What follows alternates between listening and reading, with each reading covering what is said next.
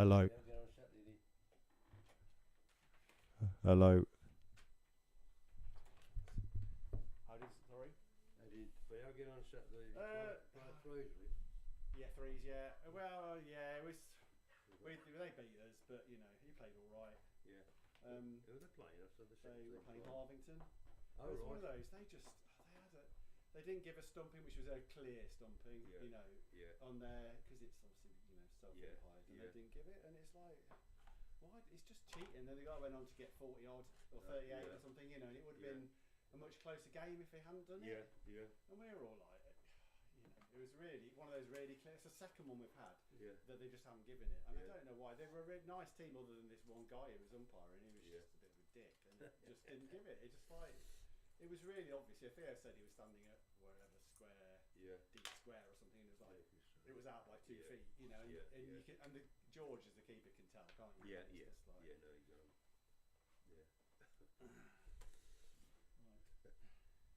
The two lost again, no? I know, yeah. About ninth, and they now, mate. So we're struggling up. Win We a need a couple. win. Just have a quick look at this. Video configuration.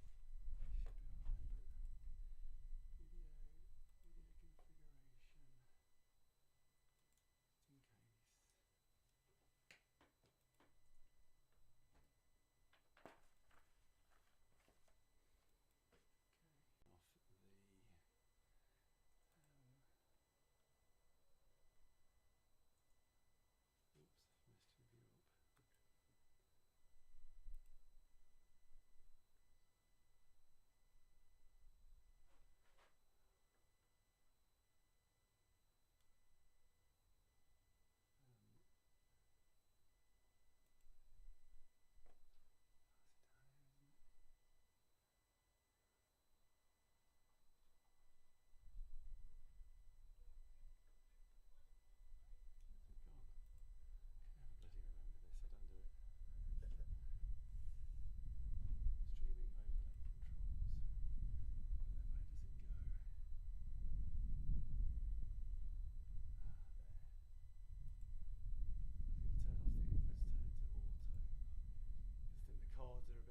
Sometimes. Yeah.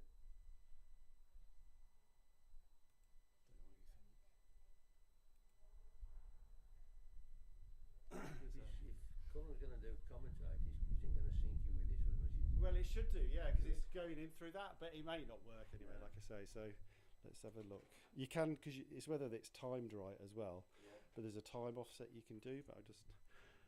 Hello. Hello. Oh yeah, it is there. It should do. I'll put that out the window anyway. We can just try it. It's a bit quiet. I don't know whether that makes whether.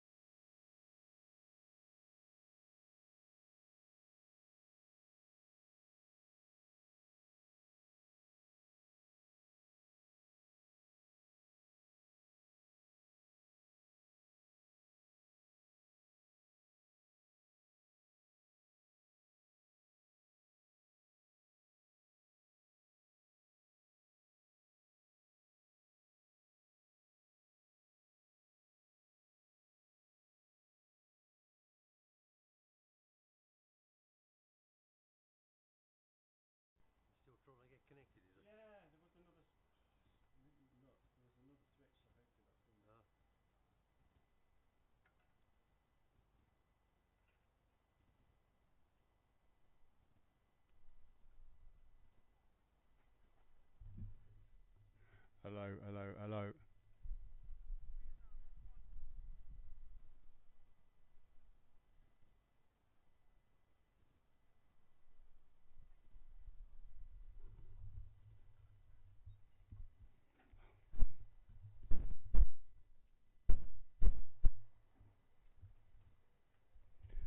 Hello, hello, hello.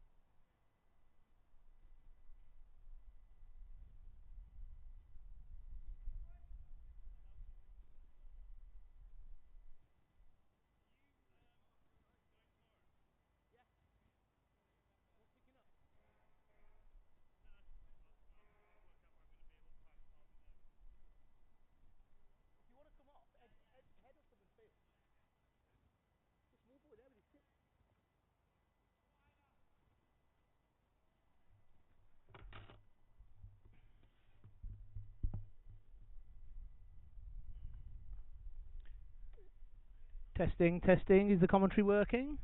Commentary working?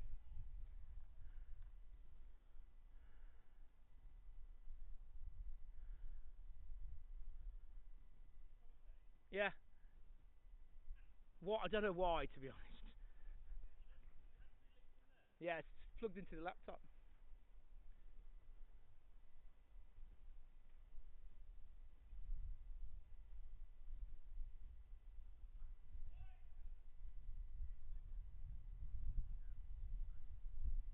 Oh, for fuck's sake.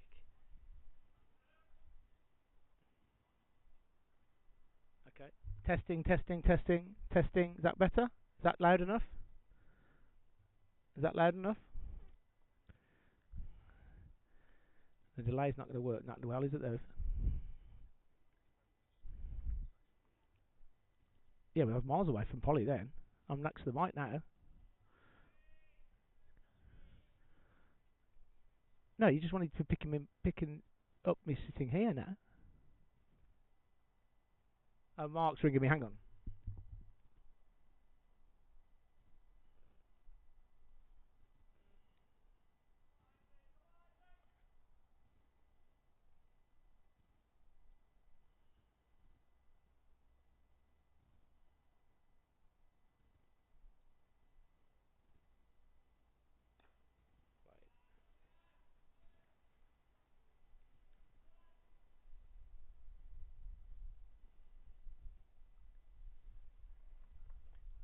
Is it?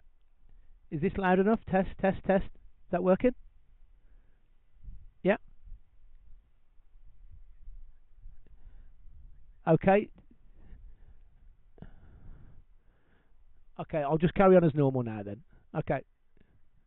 Okay, well done. Okay.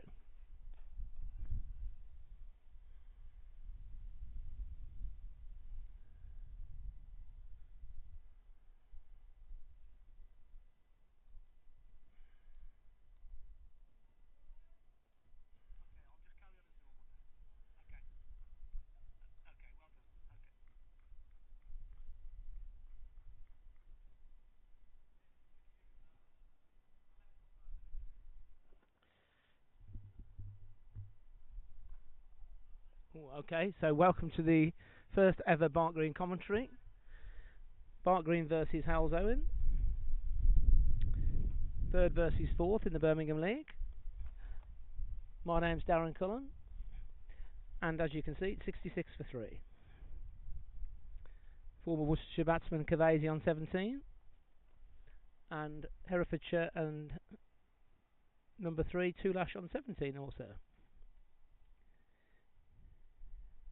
We're going to be looking to get some guests this afternoon, and I'll look forward to your company, and I'm sure you're already bored as it is. It will get better.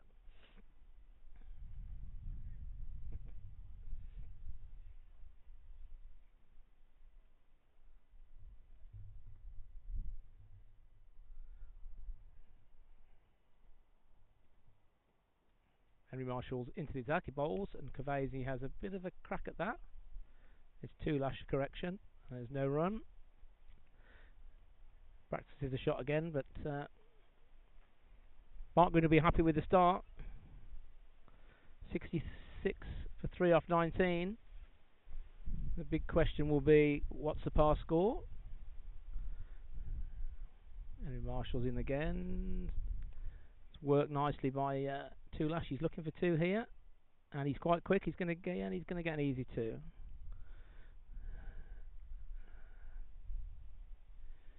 $25 degrees today. It feels like it's 35 sat here.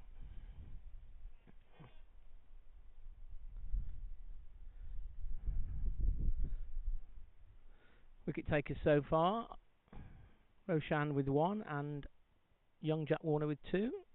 Henry bowls. It's just defended on the offside.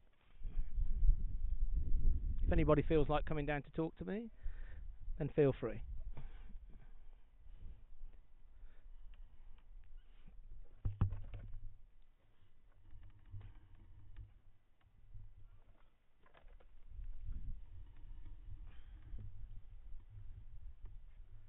Henry bowls.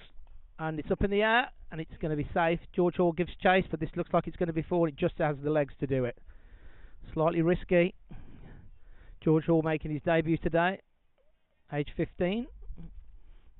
A recent Bumbarian. One of many from Barnt Green. Henry Marshall looks a bit annoyed with that, but he didn't really get that. Cavesi. He just got enough of it. No change in the field. 72 for 3. Henry Bolden, that's a magnificent shot from Cavesi over extra for 6. It was in the slot, and that was probably the shot of the inning so far. It was there for it, and he didn't disappoint. And that could be the first lost ball. BTL thinks he knows where it's gone. So Halesowen coming back into the game a little bit here. As we said, what's a par score? Both teams towards the top of the table. I will check, but I think it's Halesowen 3rd and Barnt Green 5th at the moment.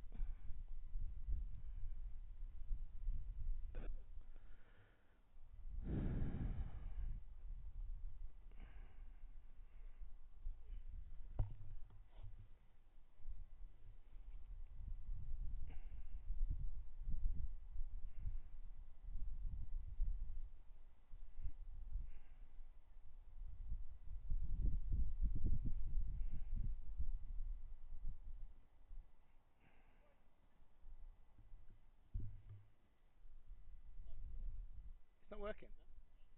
No? Ah. Oh, they said it was working. Hang on. I can't hear anything on YouTube. Hang on, let me go back a bit then.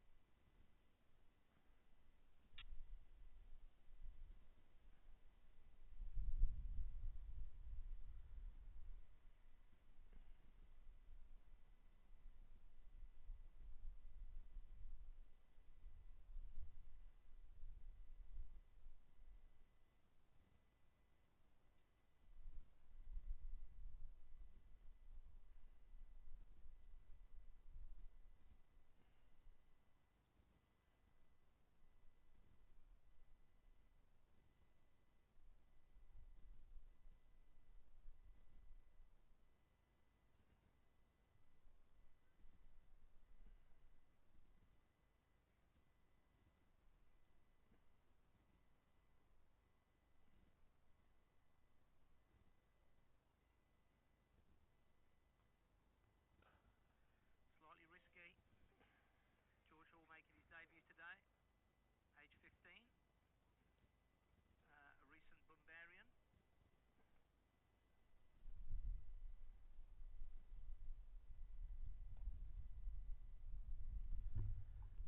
Okay, that was a slight. We're just checking whether the feed was working. Adam Hines is on now.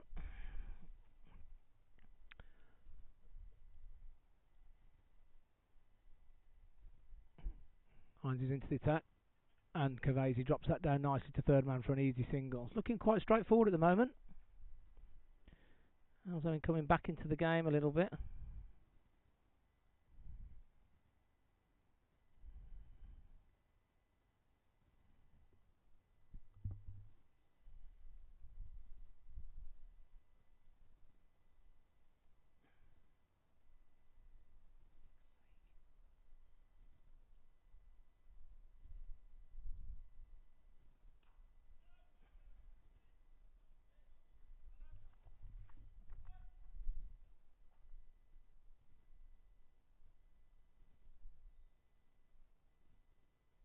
The scorer said it's not working, but it was working. Yeah? Okay. Just have a wander down a minute then. Okay. Just do a check in a minute then. Okay, brilliant. Thank you.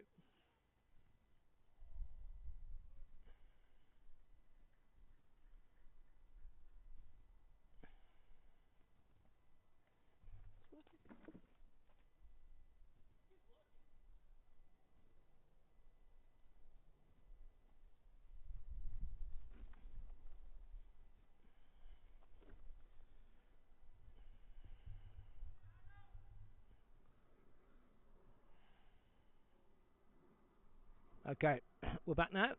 Hines is into Cavesi, bowls, and another. Oh, it's a quick single to gully. There's half a chance of a run out, but RBS misses the stumps. Elliot, the keeper, Romy's got his hands on his head. That was a naughty single, really.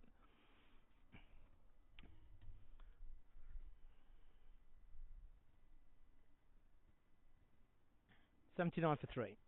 20 overs gone. So both teams would be probably quite happy with where they are. Probably Barnt Green a little bit more so, but this is a good partnership now. Hines bowls, and that's defended into the gully this time for no run. Cavesi on 30, Tulash on 18.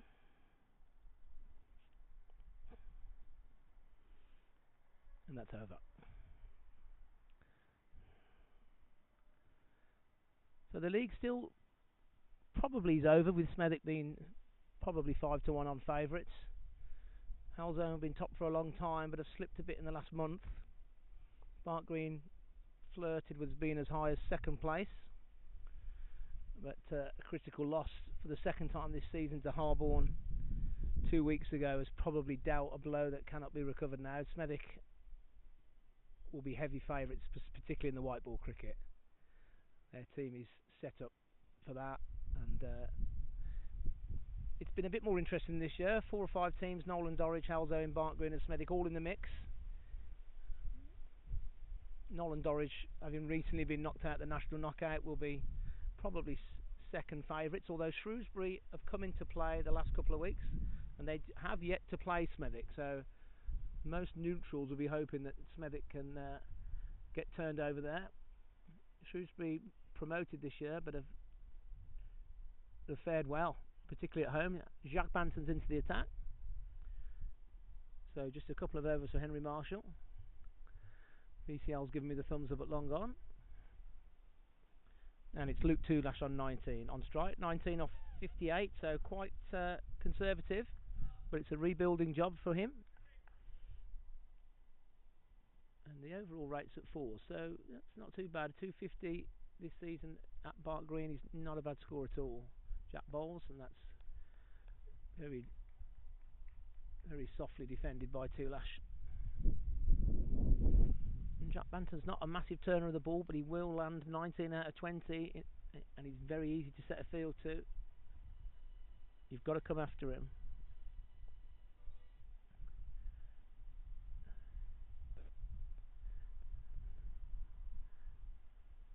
Jack bowls, and a nice little drive from Tulash to the deep mid-off. Moshan might be a little bit deep there. Not sure there really should be a single there. He's on the edge of the ring maybe for the catch. There's a bit of communication going on there where they should have staved that.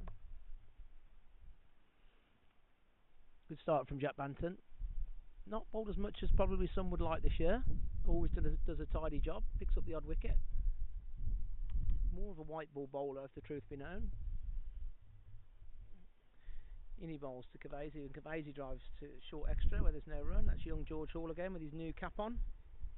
Presented this morning with a small presentation from the captain.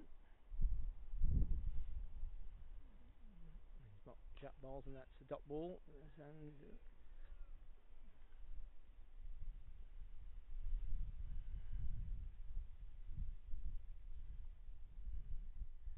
And Banton again into Cavesi. It's a good shot.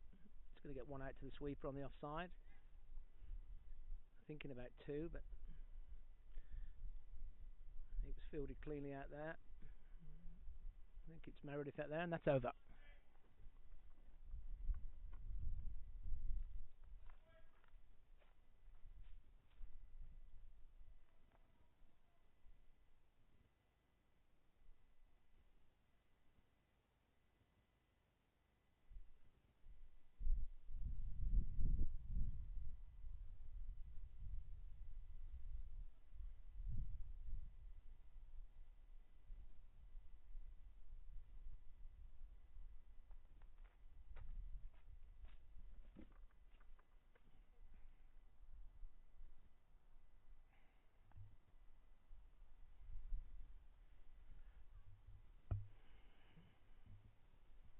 So change of ends here. Henry Marshall's come back on from the Cherry Hill Road end.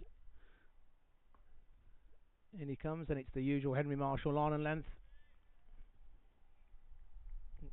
That's easily defended by Toolash. Crazy 32 off 41. Toolash 20 off 62 now. So he's scoring at a rate of around about 35. He's going to look to probably kick on a bit. Henry bowls, and that's, I think, the inside edge for a streaky single there.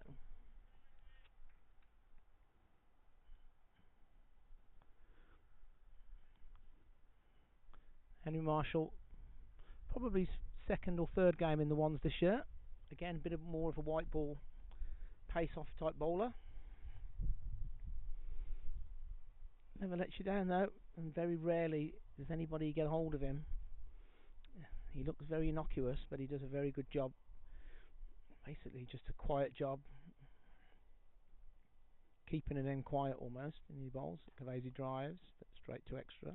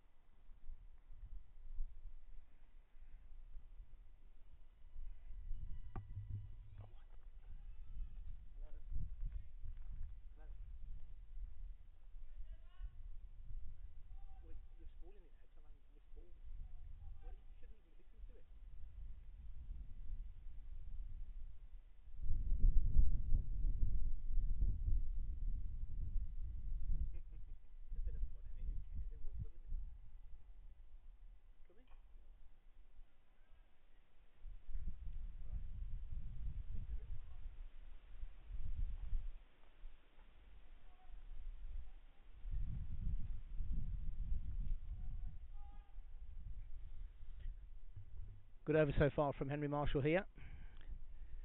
Just a couple from it, Cavesi.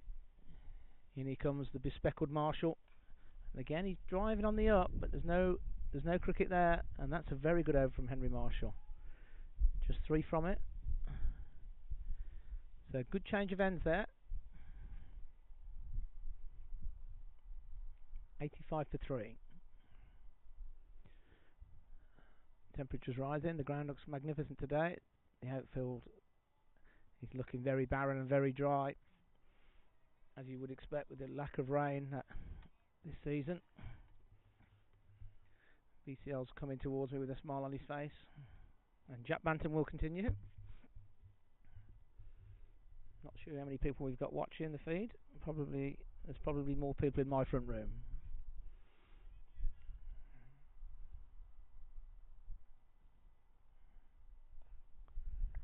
Jack bowls, defended by Toolash. He's probably going to need to try and get off strike here. He's got a single to long on, and he's definitely maybe got a single to mid off if he's quick. It's a nice stroke, but it's straight to George Hall, and it's a no ball. That's a strange one. So we're going to have a free hit here. So that Toolash will be pleased with that. That gives him chance for a big sweep. I think my prediction, having watched him before, he's going to go for probably just a big slog sweep. Jack bowls, and he goes on the offside, and he's got most of that. It looks like he'll probably get 2 here. Yeah, so he gets 2.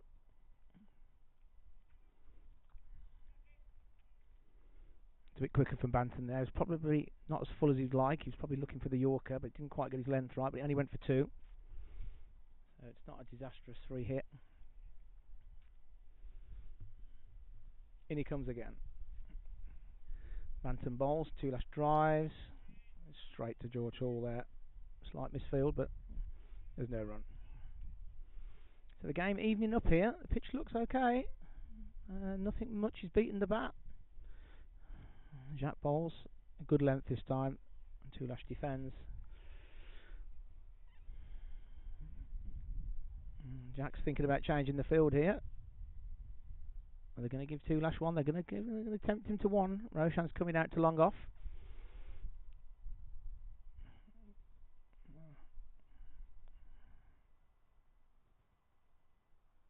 2 balls left in the over. Jack bowls. Tulash drives out to Roshan for a single. So Roshan will probably come back in now. So the idea is obviously to try and keep Tulash on strike. So they've got to try and stop Kavesi getting a single here. Nope. Roshan's gone back out again. And that's a good over from Jack Banton with the no ball. Still just 4 off it. So the game just petering along here. Kavesi's doing some gardening.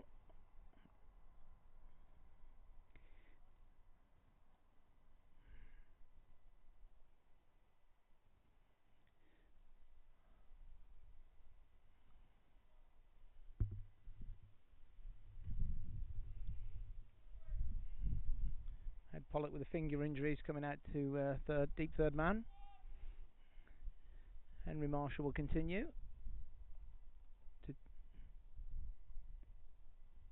to Tulash. I think it's a Polish name, Tulash, if anyone's wondering. Henry bowls. Tulash all goes for the ramp, and he's missed it, and he's LBW. Yeah, so, well, we can't see from here, but the umpire didn't really think about that too long. It looked very full. It certainly wasn't going over the top, and if that was straight, that's going to be very close. So that's quite a big wicket. That's 90 for 4 now.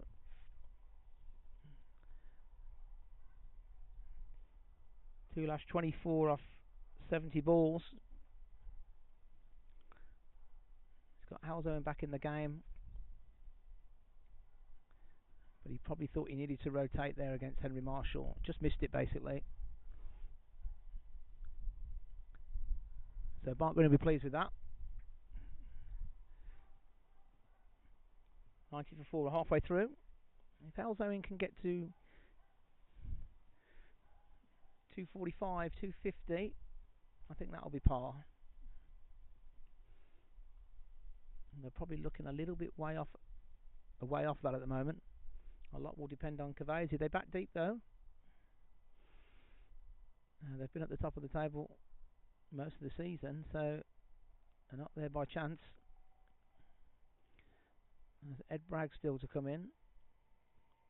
He has a couple of Birmingham League hundreds at least. And it's Simon Gregory's the new batsman at 6. Marshall 1 for 18 from his 3 overs, so that's excellent. As I was saying earlier, he very rarely lets you down. He picks up a couple of wickets. And without checking, I bet his overall economy rate in first team cricket is under 5.5.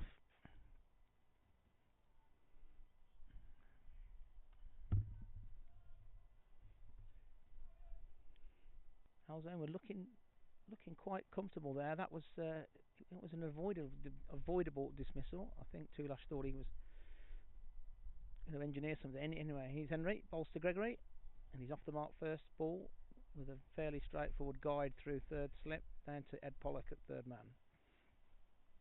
He's got a damaged hand, so he just underarms it in slowly. If the batters were aware, they probably could have got 2. But they just ambled an easy single. Kavesi will be the big wicket that Barnt Green will be looking for. He's 32 from 45. Here's Henry. And that's defended.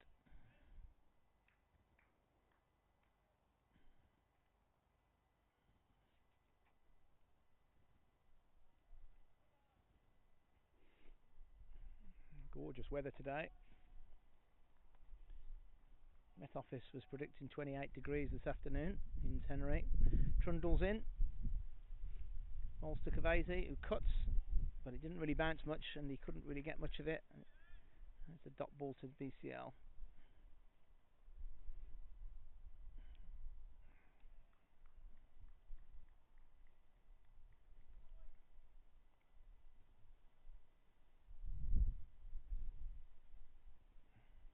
Here's Henry again. In he comes. An inside edge, and they're going to get a little cheeky single here. Henry's got his hands on his head.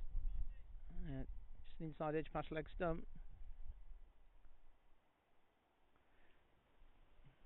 Kavesi's signalling it was an off break. Maybe struggle to take any more pace off the ball, Henry Marshall.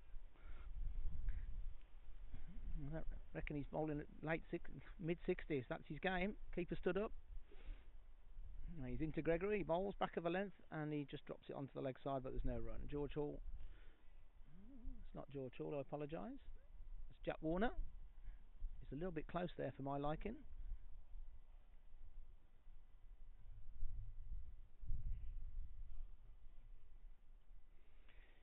So 92 for 4 from 26. 25 rather.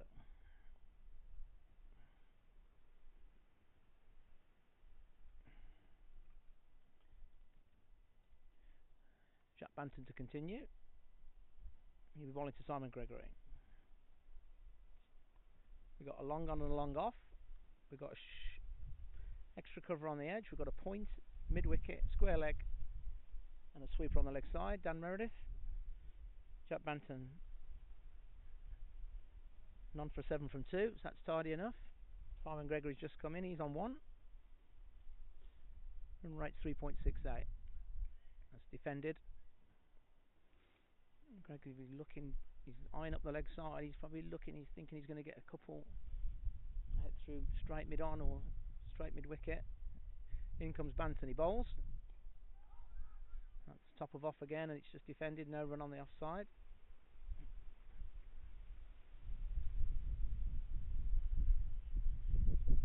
You know what you're going to get from Jack. As a batsman you've got to decide what you're going to do about it. So anyway, he bowls.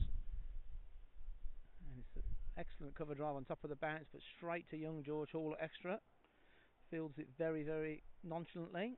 And Jack gets through the over quickly. It's already his third ball. In he comes, top of off again, and again it's no run.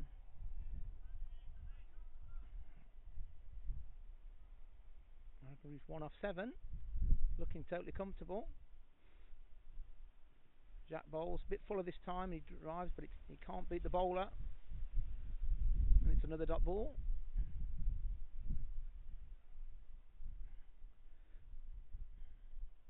Banton's in again from the wood end, top of off. He's going to get a single here. It's a bit straighter and he just managed to manipulate it into the leg side.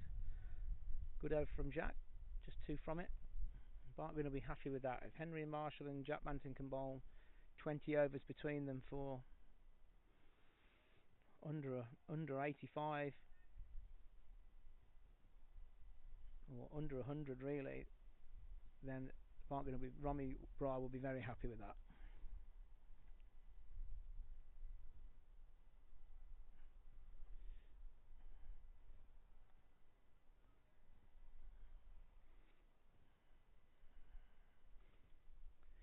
Cavazzi to continue.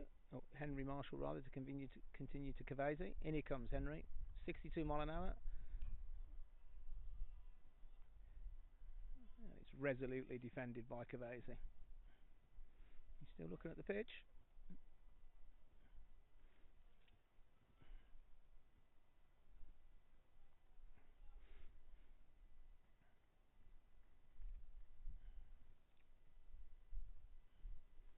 In comes Henry, pumping away, balls to Cavazzi. Ooh, changed his mind. I think he was looking for a run down to third man or maybe the big cover drive and actually just pulled the bat away at the last second there. That ball may have nipped a little bit. Good take from the keeper, standing keeper Romy Bra. Hands harder than rock, but he's done a good job so far when he stood in. In comes Henry. Balls to Cavazzi. He drives but doesn't beat the short extra. That's the BCL machine. Slight midfield but recovered quickly enough. 0 from 3 off this over. Cavazzi's been around a long time though, former Worcestershire professional. If he bats to the end, Halesowen will undoubtedly have more than 250. In comes Henry, bowls. And I think there was a little bit of pace off there and he just drops it and the ball literally goes nowhere to short mid-wicket. He's looking a little bit frustrated with himself here. He certainly isn't going to want to get out to Henry Marshall. He's probably thinking he could not do with 4 dots off 4 though. In comes Henry. And he bowls. This time he's going to get a single. It's just wide of BCL. It's half a chance of a run out. That was 95% a run really. BCL had to move 8 to 10 yards, and he did so quickly, and both batsmen went straight away. It wasn't really a chance. Simon Gregory on strike. He's still on 1. In comes Henry. Gregory drives languidly, and it's no run, just 1 from the over. So 2 or 3 quiet overs here from Barnt Green after the wicket. 94 for 4 from 26. But as I said earlier, what's a par score?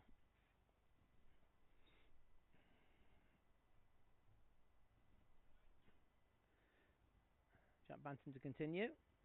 It's a reasonably defensive field. It's a very defensive field, really. We've only got 4 in the ring, which is the minimum. In comes Jack. He bowls.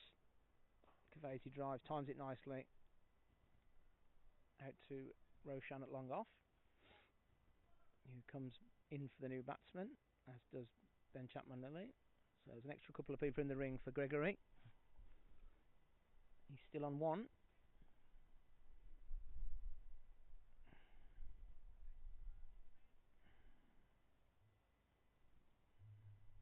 Shot bowls to Gregory. Defends, no run.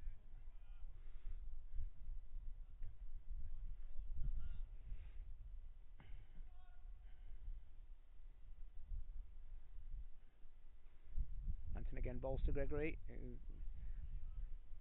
leans forward, and I think he was looking to try and beat the point and the cover, but didn't do so, and just managed to squeeze it out to George Hall. In comes Jack again. He bowls a bit slower this time. That's well bowled. It's good length from Jack, and Gregory can do nothing at all with that. Just sits on a forward defensive.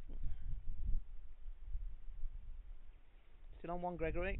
In comes Banton. A bit tossed up this time, but he doesn't beat the short cover.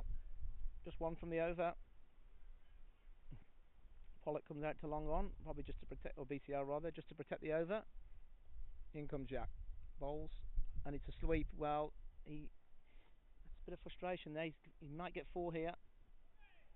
And Dan Meredith does a good job on the backward square leg boundary. Just keeps it to 2. Just 3 off the over.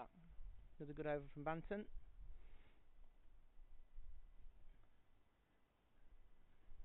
.95 for 4 is the score. 28 overs gone now. Banton 0 for 9 from 4.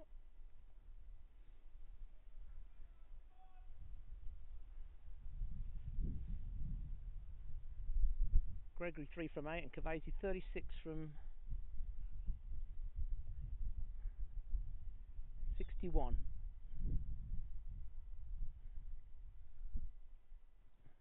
So Cavati's slowed down a bit. He's probably conscious that he needs to stay there. He needs Henry Marshall again. Into Cavati, bowls right on target again, top of off. Cavati just sits on the splice there.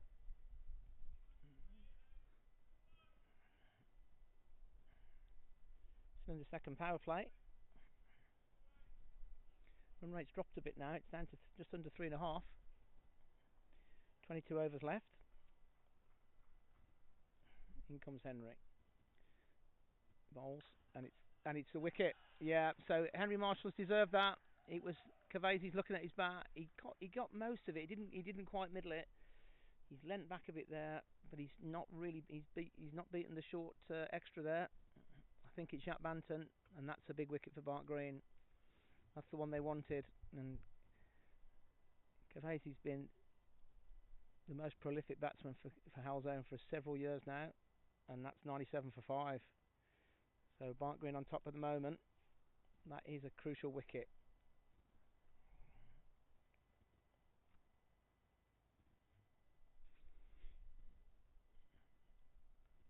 Looks like Ed Bragg coming in at number 7.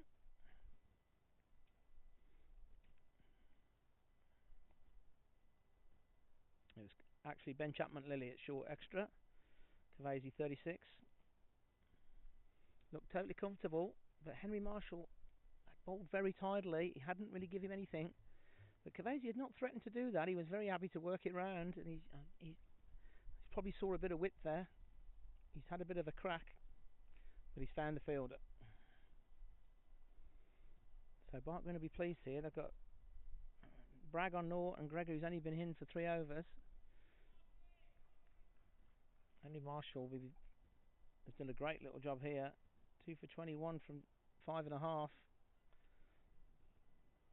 As a batsman, you look at him and you think, I can hit him where I like, but you can't really. He picks up wickets with catches in front of the wicket. He bowls again. Ed Bragg's off the mark. First ball. A luxurious cover drive out to Meredith on the offside boundary. Not a fan of that. Bloke not naught. I'd have had the man in, saving the one. But the modern way, obsessed with stopping the force. If Meredith had been in there, that wouldn't have been a run. In comes Henry anyway. Henry Marshall bowls to Gregory, who defends.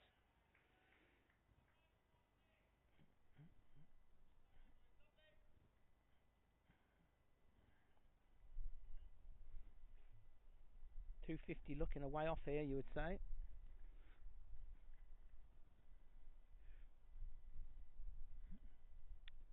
In comes Henry. Bowls to Gregory, and he cuts, and Pollock's going to have to do a bit of work to stop this, which he does. But they'll get an easy 2. He's got a damaged hand, but Ed Pollock does well there. Good shot from Gregory. There's no slipping. That, for me, looks a better option, really. There's a lot of space down here towards the score box. In comes Henry again. Bowls to Gregory, who defends quietly. That's over. And another good one from Henry Marshall.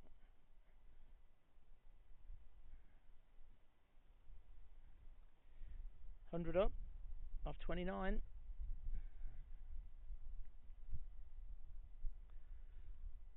Looks like Jack Manton will continue.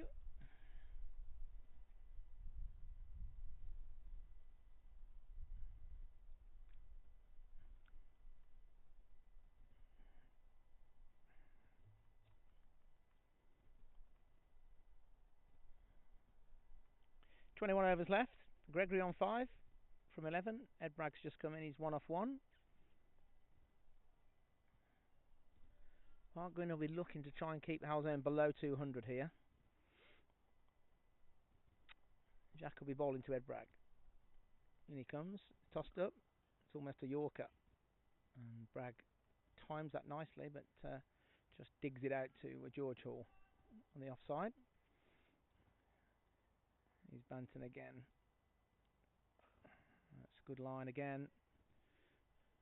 Timing the ball nicely, Bragg. Looks, he's a positive player. And he'll be looking to go through the offside. He's more of an offside type player. And there it is. There's the big square drive. He's timed it quite well. He's going to get 2 here. It's a good stroke from Bragg.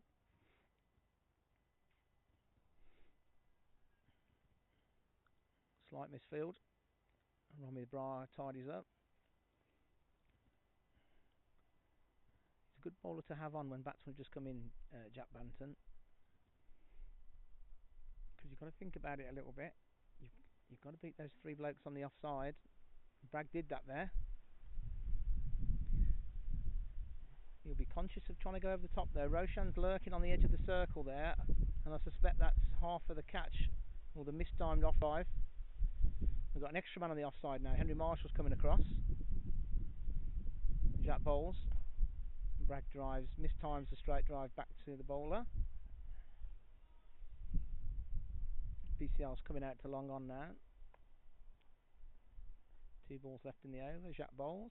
Oh no. False alarm. Pulls out. That's a dead ball. Jack bowls to Bragg. Tossed up. Drives. No run again. Jack just does enough. Half stops it and then recovers. So another, as Dan Reddy just shouted, another cheap over here. And that's right. If you can get out the over here, it bowls a bit flatter, and it's a good over again from Jack. Just 2 from it. And Barnt Green have won the last 5 or 6 overs here, a couple of wickets. And Halesowen are maybe caught in that period where they're trying to consolidate but not get caught at 2 and over. Official attendance today is 162. The car park is full. There's a barbecue from round about now, I think, if anyone's listening. Henry Marshall, medium of all medium paces, continues. Bowls to Gregory, who defends. And the stalemate continues. Gregory's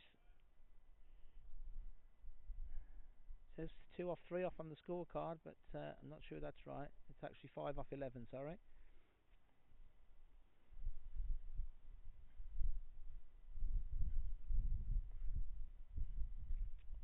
In comes Henry, pumping away. Oh, and he beats the bat. He beats the bat. Not taken cleanly by the keeper. The skipper, number 7, Ambrindo Bra. And again, it's a dot ball, and that's all that Barnt Green will care about. Very quiet in the field today, Barnt Green. In comes Henry.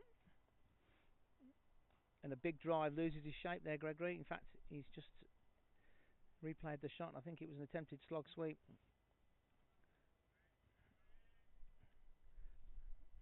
There's no one out there if he can get it. There's a lot of open area in the mid-wicket area. There is a leg side sweeper down there. I think it's Jack Warner. Henry Marshall in again. Bowls, and Gregory cuts this time. 1 down to Pollock at 3rd man. Henry Marshall doing a super job.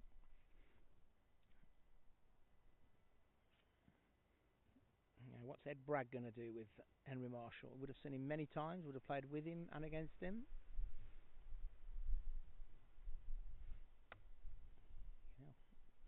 Henry bowls. Length ball, and Bragg turns it into the leg side. I think that was probably off middle and off. Looking at the reaction. But he stopped the shot enough where it didn't reach the short mid-wicket.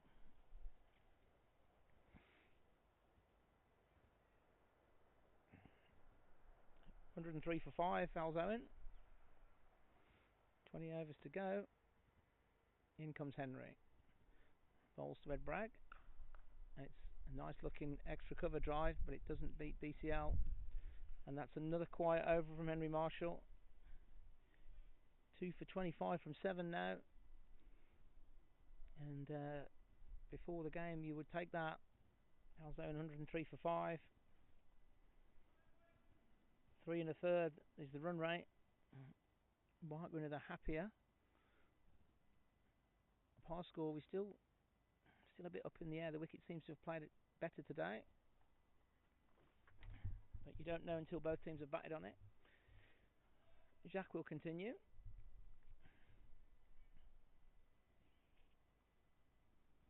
None for 13 from Jack from 5, and that's the first boundary for a long time. So Gregory times that nicely through mid-on. Just picked it up. It was full and straight on probably middle and leg. He put his hands through that nicely. Good shot from Gregory.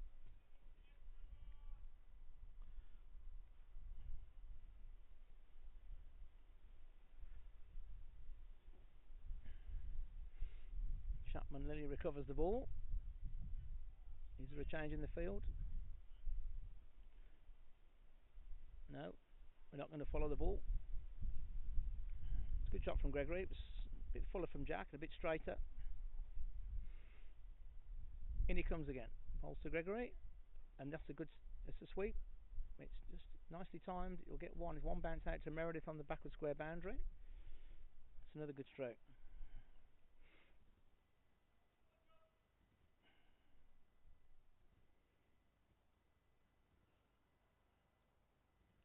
So better start for Halesowen this over.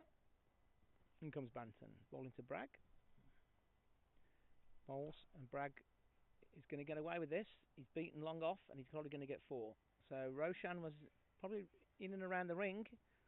Bragg went over mid-off, timed it well enough, and a couple of bounces for 4. So this is an expensive over now. Bantam wants the long on and long off out now. So good shot from Bragg, got enough of it. Mid-off was up, now the mid-off's back. And BCL's come back as well. Jack bowls. Oh, beats the bat. Better length there. That may have turned the way he played it.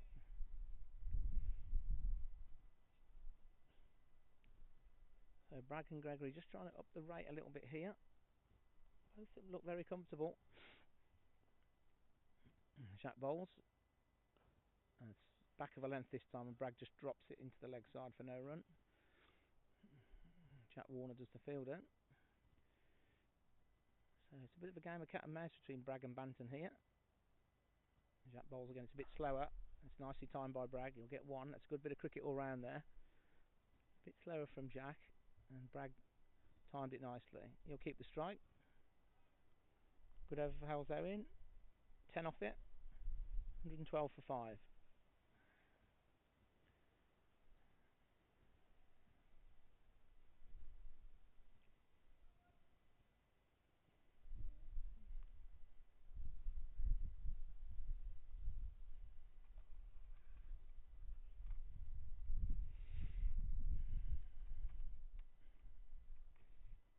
Henry Marshall will continue, and why not?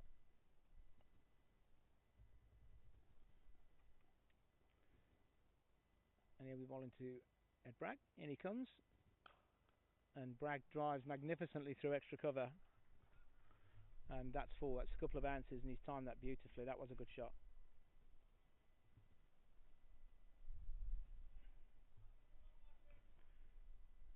So Ed Bragg, he's a positive player. He's not going to let Henry Marshall bowl to him. And he started well here. He's 12 off 14 now. In comes Henry again. What's the response going to be? And Henry's got his hands on his head. Bragg's going to get a single off the inside edge to the leg side.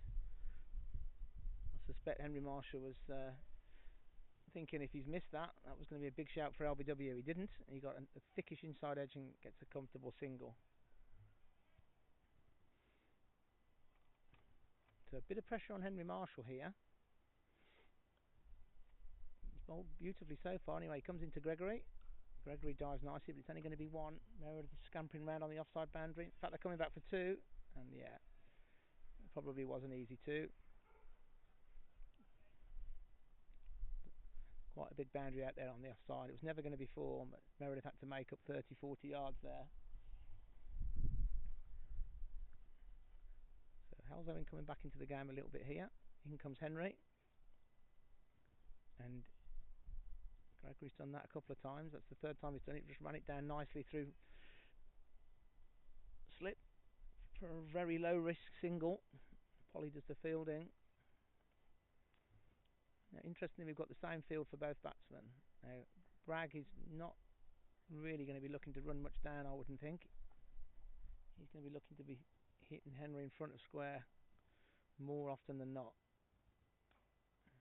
That's the dot ball this time. Henry, it's a good length. 7 off the over, 7 off 4.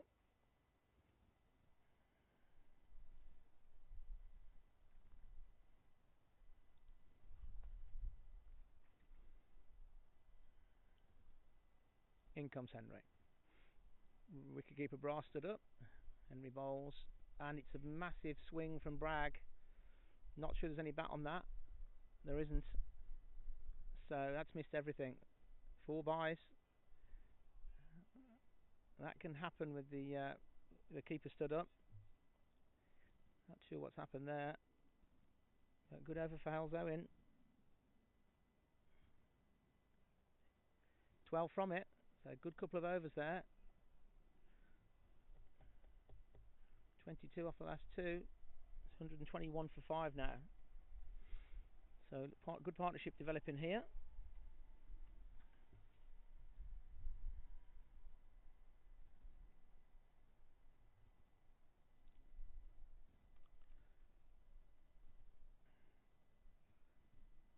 Hampton to continue. Bowling to Gregory, who's on 14.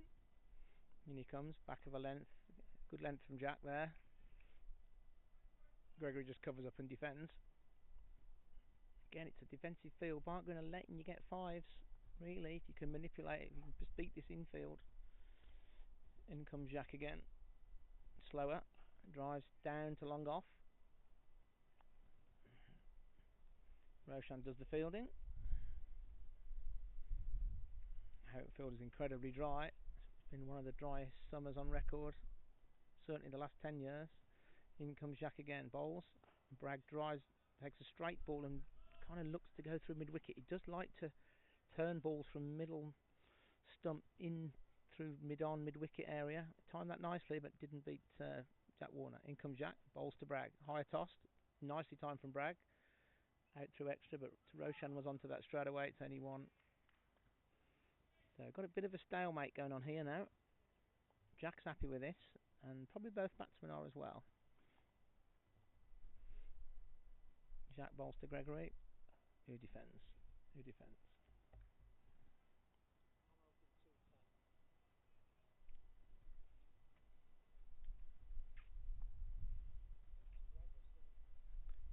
Jack comes into Gregory, bowls, and he defends. Sits on the splice. Alright. That's over. The drinks are coming out. So, 127 for 5. And the current run rate's 3.77. So both teams in it.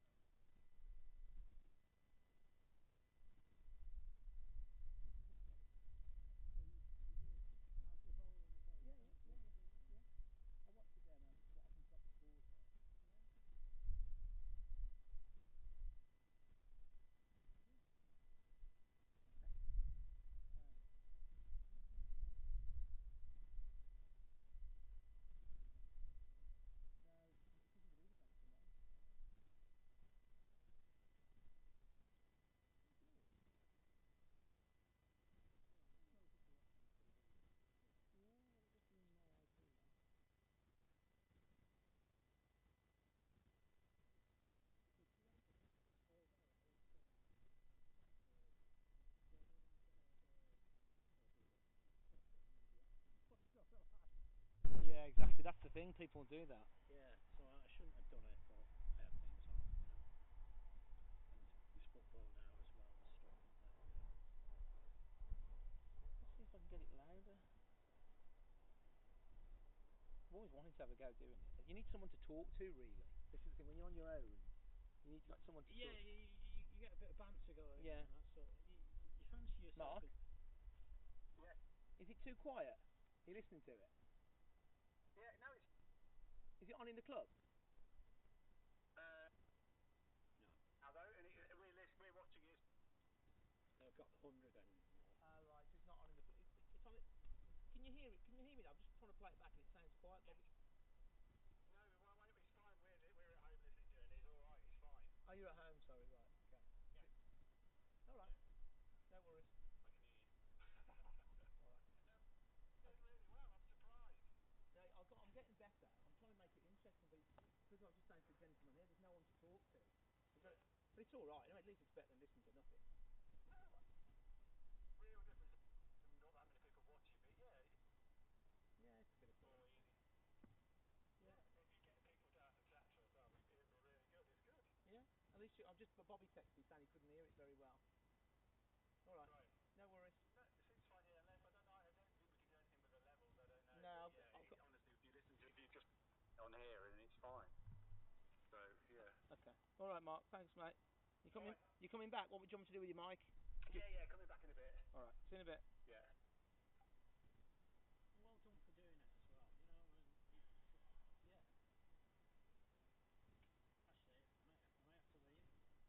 Well done for doing it as well. You know, and yeah. Actually, I may have to leave, and so I'll check it out. Yeah. See you in a bit. Yeah, no worries. Well done. Hello? Can you hear it all right? Yeah, perfect. Are you in the? I've had to come home. Okay. The only thing we shouldn't have heard is you talking when you don't want us to hear. But No, I no. can hear you saying, "Oh, I need someone to talk to." All right.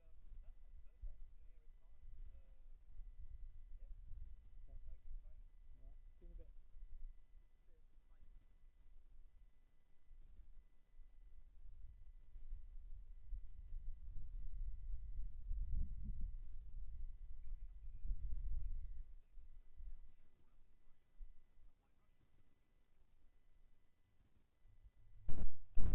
Okay, we're back online. Missed the ball there. Henry bowling to Bragg. Henry Marshall. His 34 over drinks break. And Barnt Green will be slightly the happier of the two teams.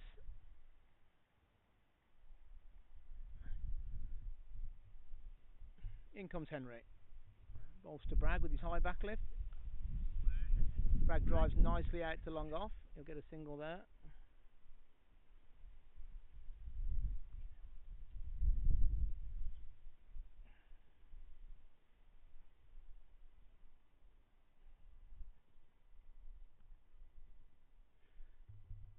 Slight change in the field.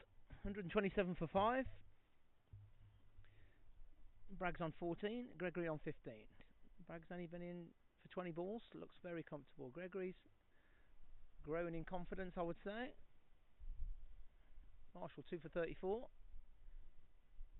This is his 8th over. Anyway, bowls. Gregory defends. Oh, he's going to get a single here.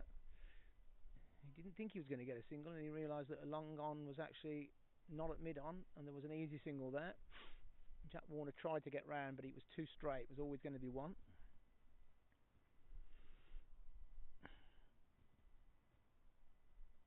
Henry Marshall 2 for 34. Halfway through his 9th over. Excellent figures. And he comes again to Bragg. Back of a length. And no run. BCL makes hard work of a very easy stop there, BCL. The ball was going nowhere.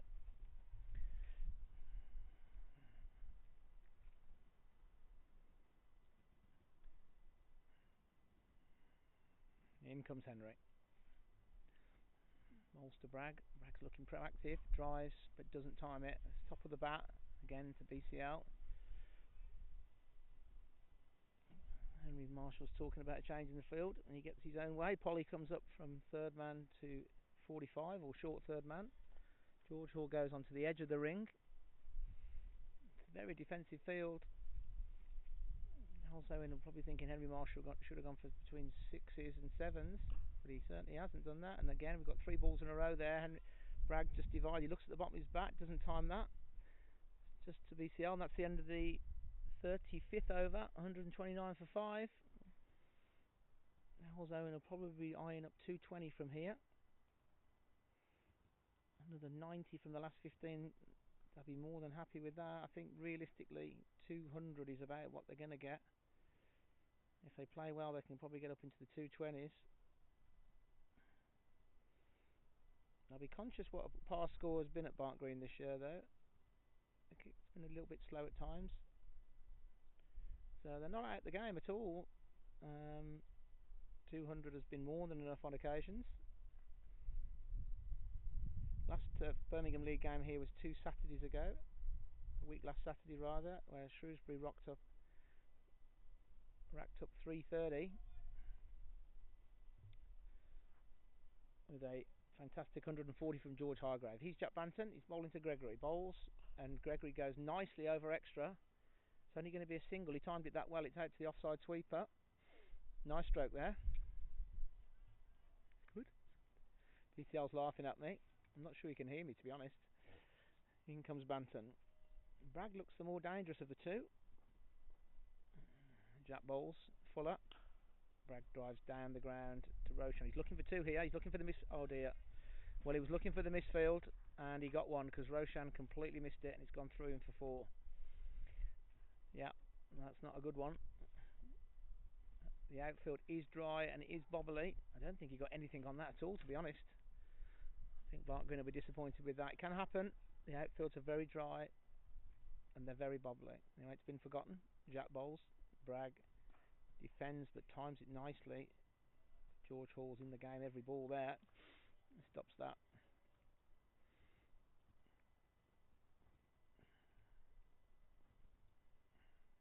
Jack bowls again. Back of a length. Right on target this time, Jack. Good length.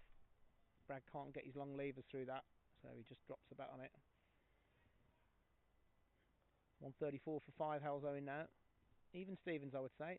Jack bowls. And this could be 4. That's a good shot from Bragg. He really launched into that. It was very full from Jack, and Bragg launched into that and timed it nicely.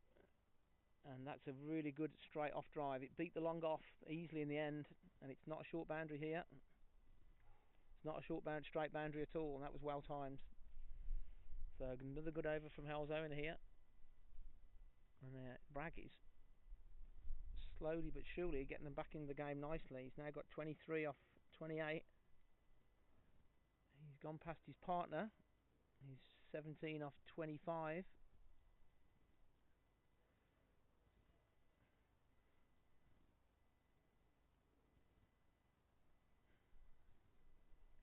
Just looking for the ball, but we've got it.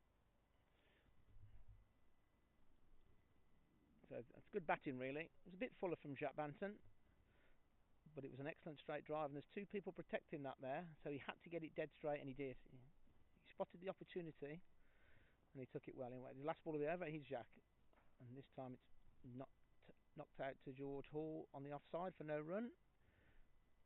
That's the end of the 36th over. 138 for 5. Bragg 23, Gregory 17. Good little partnership.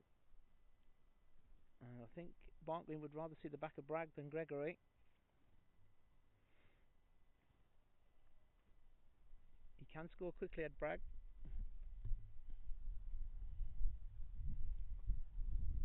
I think we might have a change. No, we're not. Henry Marshall's going to finish his spell, I would think.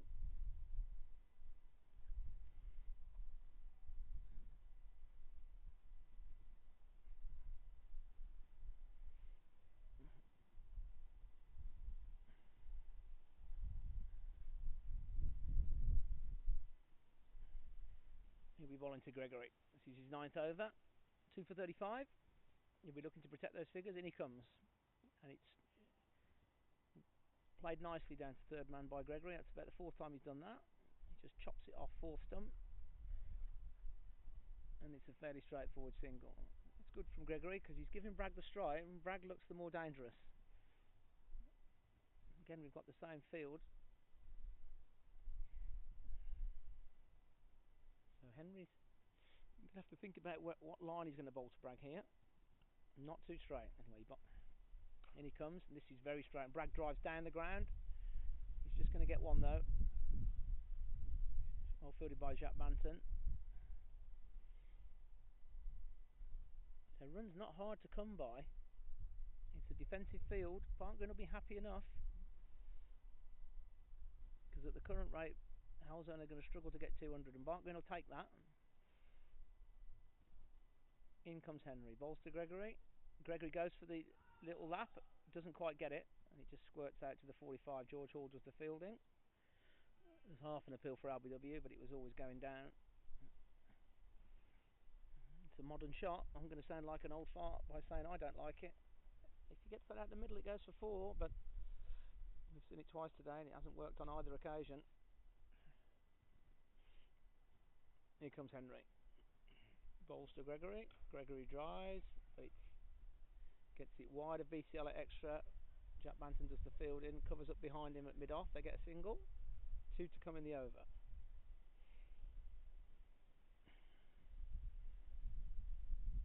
Halesowen ticking along but not getting away. Hines, Warner and Roshan to come back. In comes Henry. Balls to Bragg.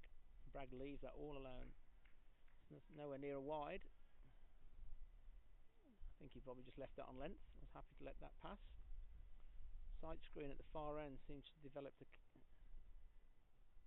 strap problem, and the black screen is moved.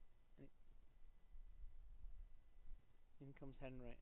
2 balls to go in the over. Balls to Bragg. Bragg drives, but he doesn't beat BCL at short extra. Good from Henry. In fact, that's over. Tidy from Henry, just 3 from it.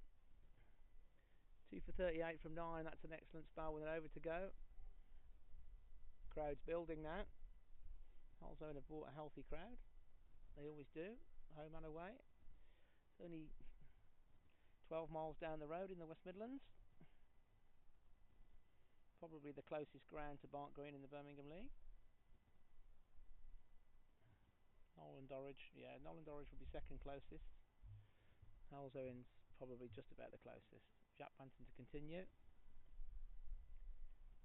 Long on and long off out. Gregory on strike. Where's he going to go? He bowls. Good length from Jack and a bit quicker. Gregory goes back, but he can't beat the short extra. It's good bowling from Jack. A bit quicker there and a bit. Comes Jack again. Bowls. Slog sweep, and that's going to be 4. It's a good shot. It was the right length. It's a good cricket shot. There's no one there. Meredith at backward square, but he's going to get nowhere near that. He's gone for that a couple of times. He's timed that one the best. In comes Jack again. That's a good shot from Gregory. It's good cricket. He just drops it into the leg side nicely. Just got outside the line and just turned it into square leg for an easy single. 5 off 3. That's good batting.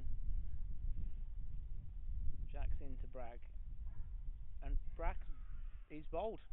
He's just missed a straight one there. The ball's not turned. I think that was. I'm going to say it was Jack's arm ball, and that was a bit of a strange one. Bragg's looking back. He's just missed that. He was. It looks like he was trying to come through mid on. Well, let's going to watch it on the replay now.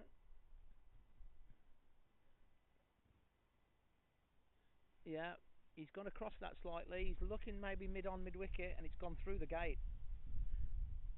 He does like to play that way, and he does score runs. He takes straight balls into the leg side, but he's just missed that one, and it's gone through everything.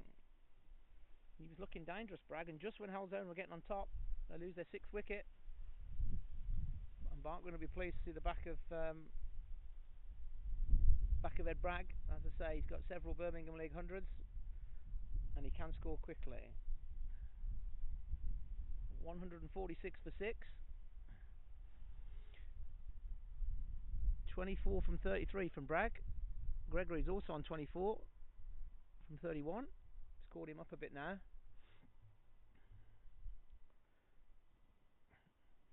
So Barnt Green slightly ahead in the game in my view, not by much. In comes the skipper Wes Griffith, wicket keeper captain. That's Jack Banton's first wicket. He's got 1 for 39 from 8.5, which is very respectable. Number 83, Wes Griffith. A couple of balls to go in the over. Field's come in a little bit. There's an extra man in the ring. Jack bowls. Griffith defends. Still got James Rudge to come, who can definitely give it a hoik. In fact, I'm quite surprised he didn't come out next. In comes Jack. Bowls to Griffith. Griffith square, drive stroke, cuts it nicely through the offside. Gets an easy single, times it well out to the offside sweeper. That's the end of the over. 147 for 6. So Halesowen just when they get back on top, they lose a wicket. Henry Marshall will no doubt complete his spell here.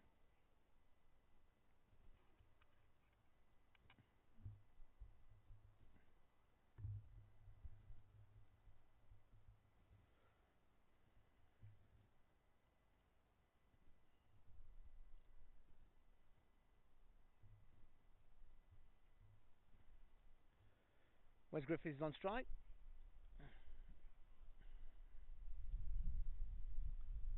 think it's his second year as captaincy. The wind's picking up nicely, which is good because it's about 25, 26 degrees now. It's a perfect day for cricket. We've had a wonderful dry summer. Just one abandoned game for all the teams in the Birmingham League, which is in mid-June, I think. But literally every Saturday's been dry and sunny. There hasn't been many messy days.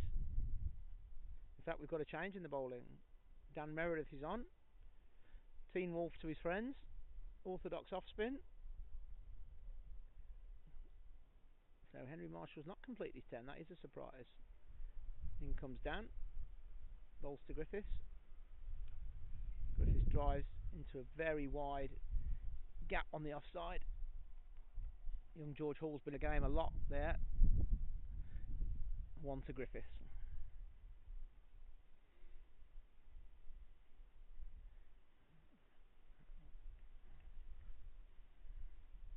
In comes Meredith. Balls to Gregory. Back of a length, he cuts. Gets one out to the sweeper, BCL. Bit short there from Daniel. Just finding his way. Fairly successful season with the ball, chipping in with wickets here and there. Very much an all-rounder in the team. Oh, he's got away with that one. I think that's stuck in his hand. And Griffiths has cut that straight to BCL. There's no run. In comes Dan. And Griffiths just works that off the back foot through the big gap there on the offside. Tidy enough stuff. Gregory's eyeing up the leg side. Dan tends to bowl fifth stump line. More of an offside off spinner, so he bowl. Oh, that's full. Gregory gets it on the full, but he doesn't beat mid on. It's only going to be one.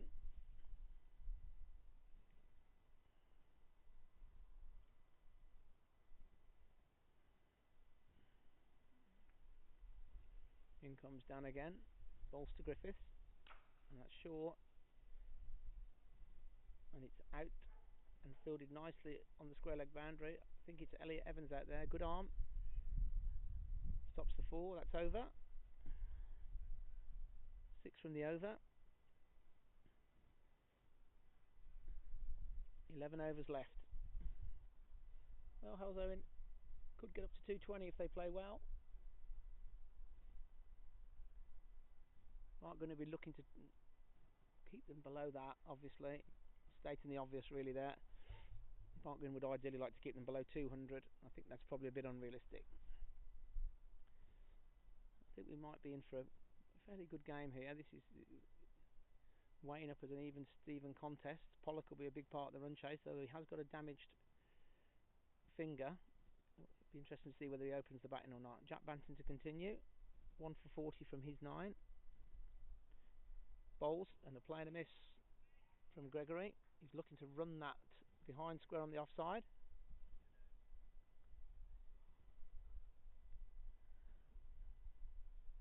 George Hall has misfielded as the ball's been thrown round. That's a schoolboy error, that is. You don't want to be doing that. In comes Jack. Bowls to Gregory. Good length from Jack.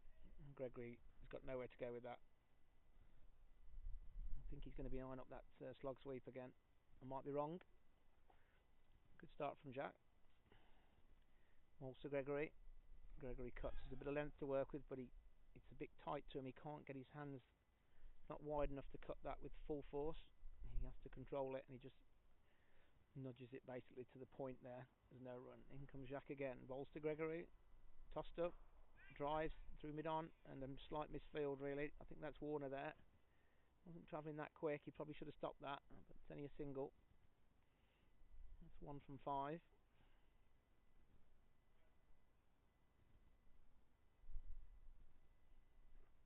In comes Jack again. Bowls to Griffiths. It's very full. Griffiths digs it out and drives it straight back down the pitch. Good over from Banton here. Just 1 from it.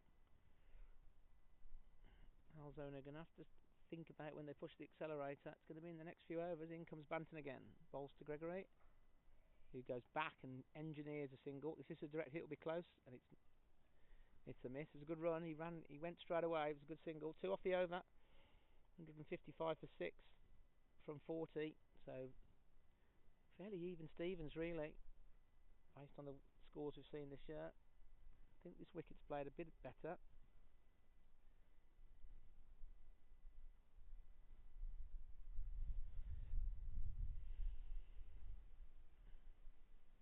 Gregory 27, Griffiths 6. Adam Hines is coming on.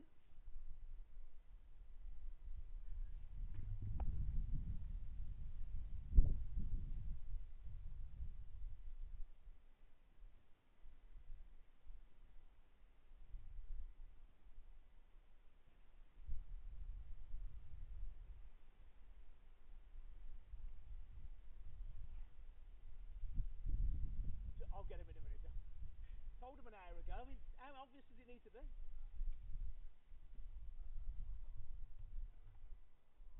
He's Adam Hines. Just tell one of them ones, can you? Thanks, lad. Yeah, right. Cruise camper. Listen to the commentary. No. Here's Hinesy now to come back. 10 overs to go. 155 for 6. I think Barnt Green is slightly ahead of this. Not by much though. Couple of big overs. 230 Barnt Green won't be happy. 210 Barnt Green probably be reasonably happy. In comes Hinesy. 6'4" of him. Bowls to Griffiths. And it's a Yorker. But it's on a leg stump and Griffiths works that nicely. Elliot Evans slightly misfields but recovers in time. And backwards square and it's just 1.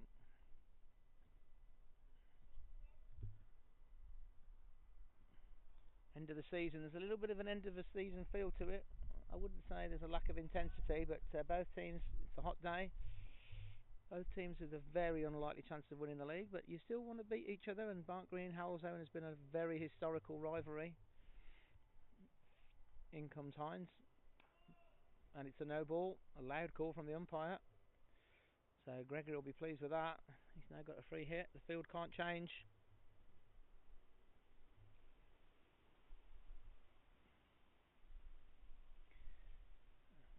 The captain's coming down to give him some instruction. He's probably just going to have a big swing and hope he gets something on it. Hinesy is very good at the death normally, so this will be in his toes, I would think. In his toes or wide of off stump. In he comes, and it's back of a length. I'm completely wrong, but he gets underneath it, and it's gone all the way.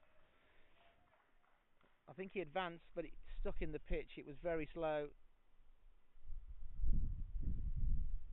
and Gregory got all of that, all the way for 6. So that's an expensive start from Hines.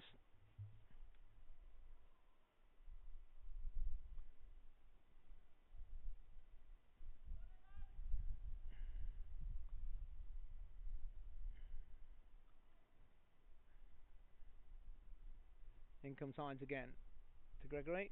Length ball, no run. Drops into the leg side.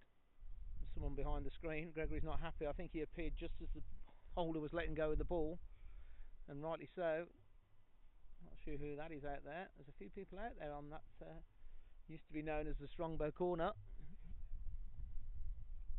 Bit of shade out there, and someone just appeared just as he was letting go of the ball. In comes Hinesley, bounding in to Gregory. Back of a length and dropped down nicely. He's played that shot quite well today, and he gets an easy single down to third man. Pollock does the fielding. Can't throw properly. I don't think Halesowen have worked that out necessarily that quickly. So picking up the rate well here.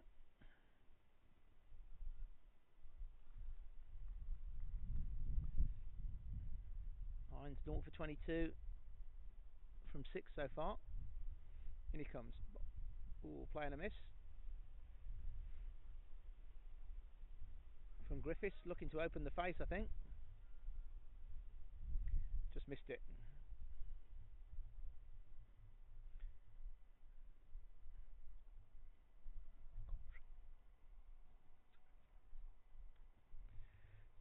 In comes Hinesy again. Bounding in from the Cherry Hill Road end, ball into Griffiths. Bat held high. That's a good shot. It's length ball. He's picked that up nicely off his thigh. He'll get an easy single. And that's over. 8 off the over. 165 for 6.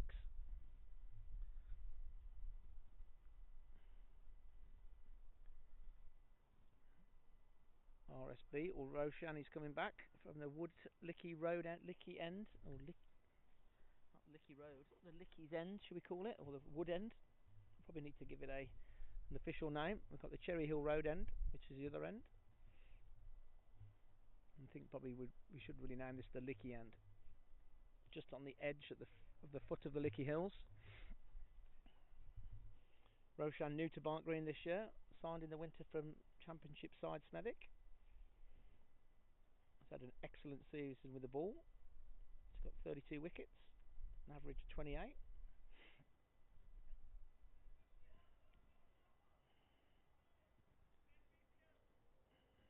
Captain's shouting instructions. BCL's been dispatched along on. Gregory on strike. Gregory 34 off 41. In comes Roshan. Length ball. It's Griffiths correction, who nurdles a little single off the back foot through the gully.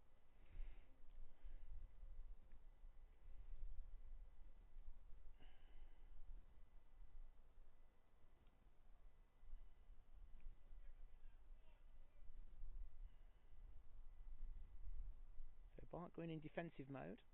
Halesowen slowly looking to accelerate here. Roshan bowls to Gregory. Gregory defends. It's good line and length from Roshan. That's the top of off.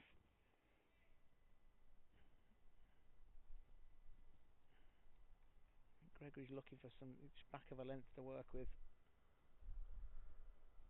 34 from 41. So he's scoring in the 70s. In comes Roshan again. From the Licky end, bowls to Gregory. Slower ball. And it's well bowled. It's a wide Yorker slower ball. Gregory caresses it nicely, but there's no pace on it. And it just runs off the face of the bat to backward point, which I think is Henry Marshall. My eyesight's not what it was. I think he's got a bandage on his arm. George Hall at cover. Banton at mid-off. In comes Roshan. Bowls. Gregory's down the pitch and well fielded by Henry Marshall. He was in quickly there. He anticipated that. Gregory's looking to get off strike. Just 2 balls to go. Just 1 off the over. He's an accumulator, Gregory.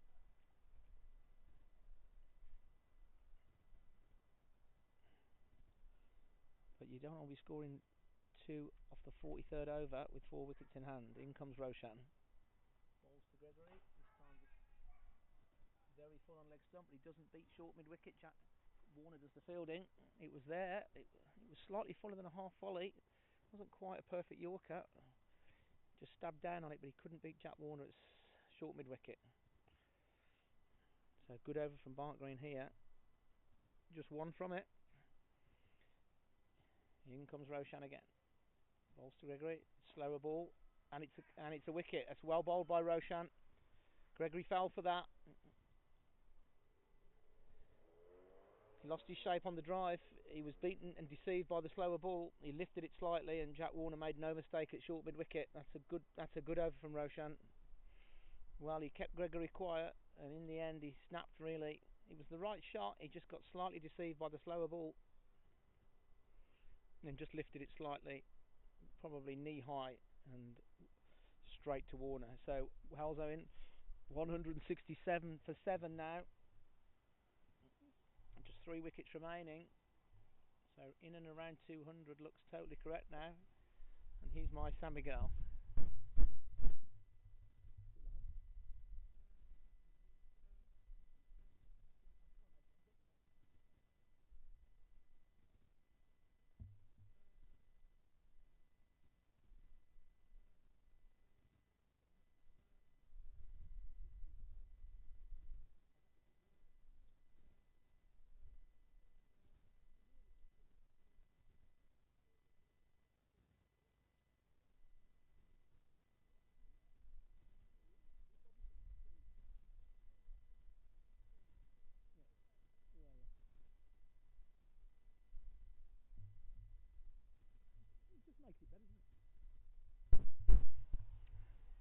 on 67 for 7 then. 8 overs left.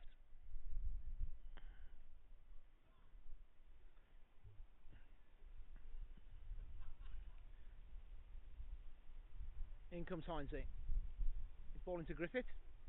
Bowls to Griffith's drives, but straight back to Adam Hines. There's no run. James Rudge is the new batsman. I thought he might have come in a little bit earlier than that. Can be very, very dangerous down the order, James Rudge.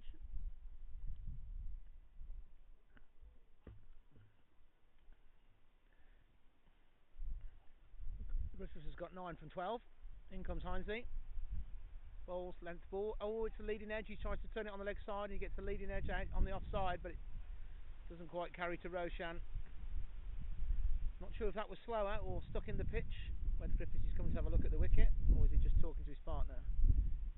I think Heinze probably took a bit of pace off that.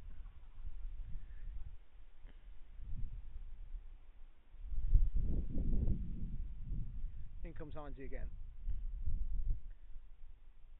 Bowls to Griffiths. This one's shorter and he's got inside this, but he'll only get one. George Hall, 15 years old, on the fine leg boundary. So again, that was definitely a bit slower, and he pulled it nicely around the corner. James Rudge, formerly of Barnt Green, 2019, I think. 2020, played a couple of seasons, was injured predominantly for a lot of it, played mainly in the second team. Had a very successful move to Halesowen, and he's had a successful time at Hereford as well. He's very dangerous down the order. He's a very, very good number 9 in the Birmingham League. Heinze bowls, it's very full. This was definitely not a slow ball. That was a quicker Yorker. It's well bowled and pretty well played by Rudge. He got enough bat on it and managed to squeeze one out to long off. Well, no, mid off really.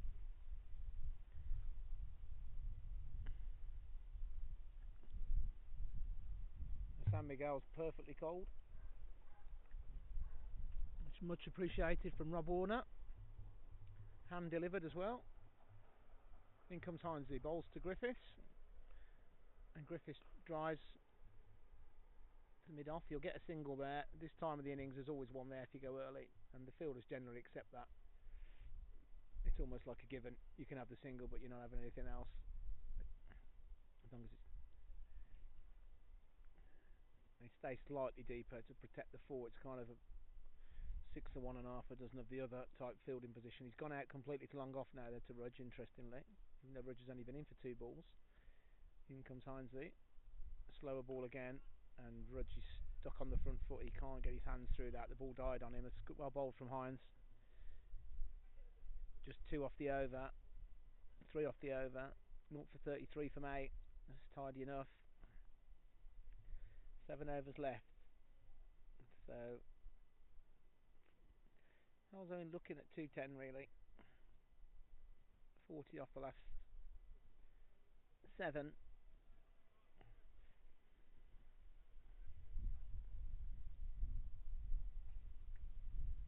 This is the first ever live stream commentary from Cherry Hill Road. If anyone would like to come and sit next to me and do an interview and make it 5% more interesting, they're more than welcome to. In comes Roche, and he's bowling to the captain Griffiths. Bowls full length. Griffiths is stuck in his crease, and he drives it slowly on the up back to the bowler. There's no run. 11 from 16 Griffiths. He's looking like he wants to get busier. I detect quite a big shot coming up. I might be wrong. In comes Roshan again. Pace off and a sweep. Hasn't got all of it. Meredith scampering round. Is he going to stop the 2? He can't stop the 2. It's well run. They get 2. It's good cricket really. He scuffed the sweep shot, which helped him in the end. Meredith had to make a lot of ground. He was onto it quickly and it was a good throw, but they went early enough, and there was a comfortable 2 in the end. Well bowled by Roshan. In he comes again, Roshan, bowling to Griffiths. Slower ball again. This time he drives on the offside and he manages to split the 2 at point and cover. single. Singles aren't hurting Barnt Green though, and they're not hurting Halesowen either. Again, this is a fairly even Steven score in my opinion. In years gone by it would be under par, but not necessarily this year. We're not sure today. It's a fast outfield though. We are in the middle of a square, so the boundaries are not short. The outfield is very dry. Pitch has played pretty well, slowly but pretty well.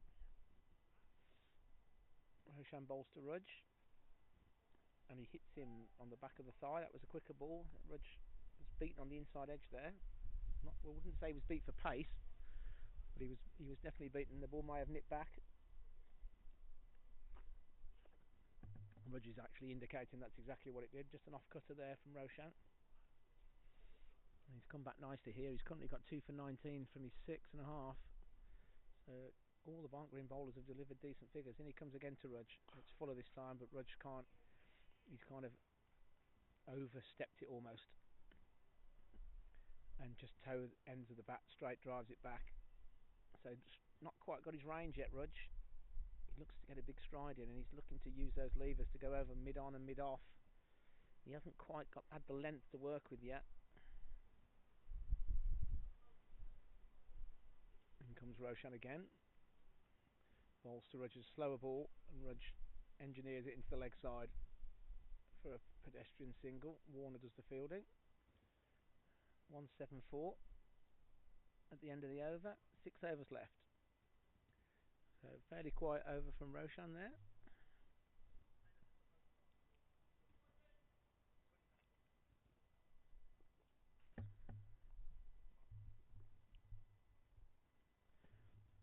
So the run rate's just a fraction under 4, 3.95.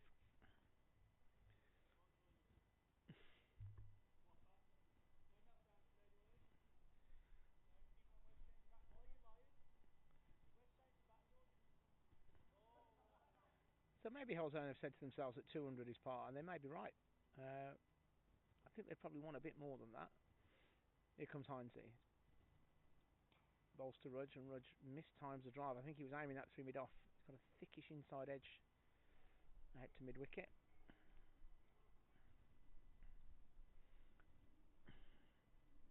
Rudge is 3 from 6.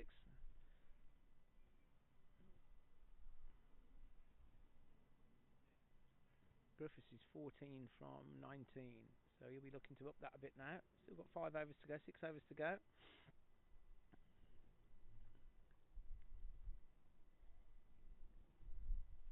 In comes Heinze. Bowls, length, and a scampered single. Has dropped it in the offside. It's always going to be one at this time of the game. The fielders are on the airing on the side of caution. They're not necessarily dead on the one. They're just inside the ring, if you like. If they can stop the potential 2 or 4, they will do that, but they're not going to stop the singles as well. If you go straight away, it's a fairly comfortable single, and it was exactly that. In comes Heinze to Rudge. Bowls, and it's full. Rudge drives this time. He's mistimed it. There's a chance of a run out. Oh, a direct hit was out. They went straight away. It was Henry Marshall. It was a decent effort. He got rid of the ball quickly. Hard to see how he missed by, not how much he missed by, but it certainly wasn't much. Good bit of cricket all round, really. It was a decent shot. They went early. Henry Marshall missed by a foot. Good bit of white ball cricket there. In comes Hines again. Griffiths on strike. Slow ball, and he's mistimed. No, he hasn't mistimed it. He's kind of got underneath it. Drives over the top to the offside sweeper Meredith for another single.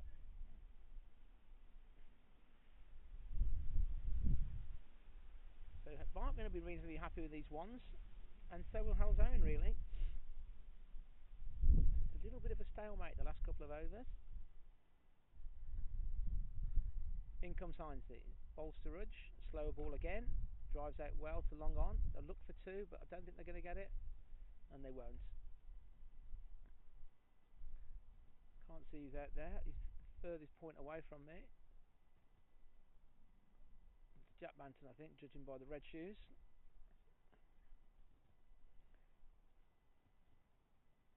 $179 for 7.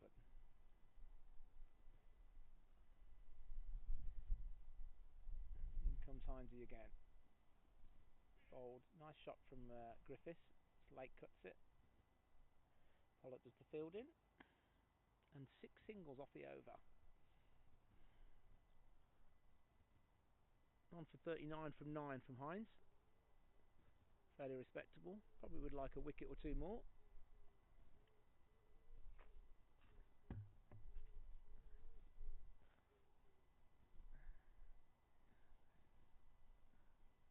Five overs to go, 180 for 7. So run a ball will be 210. I think both teams would be reasonably okay with that.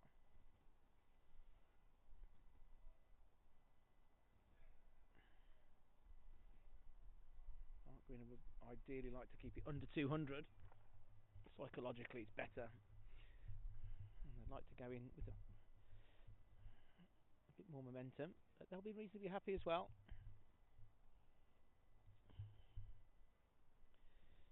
Roshan to continue. And it's Griffiths on strike. Bowls, back of a length. Didn't really get up. And went for the swivel pull. But only managed to toe end it to Jack Warner at mid-wicket. He's disappointed with that, Griffiths. Replays the shot. BCL at long on with the Aussie baggy green. In comes Roshan. Bowls again. It's full, but it's through to the keeper, and there's no run. Rummy lets go, looking for the stumping stroke run out, but Griffiths never really left his crease. Good Yorker from Roshan.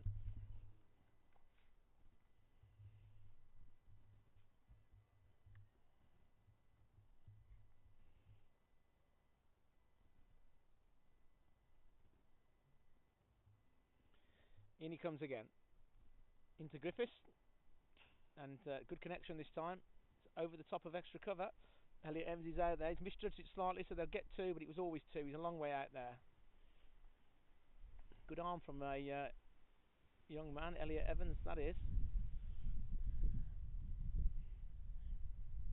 Barnt Green really should be looking to bowl to that boundary more. It's a longer boundary, not by much, but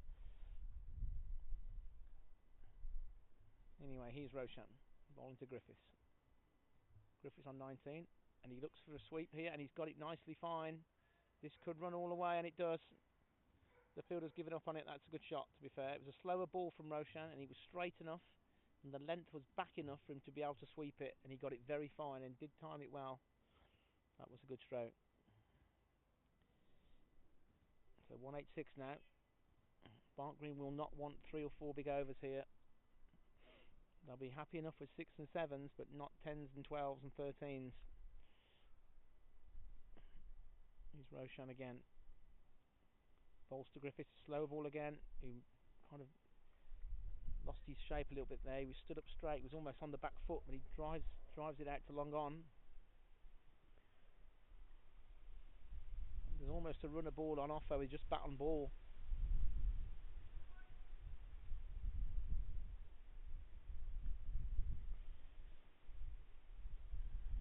Two balls to go in the over. 6 from it. 188. Here's Roshan. Bowls to Rudge. Full toss. Rudge collars this. It's only going to be 1. Jack Banton's at long off. Rudge will be disappointed there. He's probably looking to go squarer than that. He ended up kind of cuffing it out to long off. He timed it well enough. In fact, that's over. It's 188. 4 overs to go.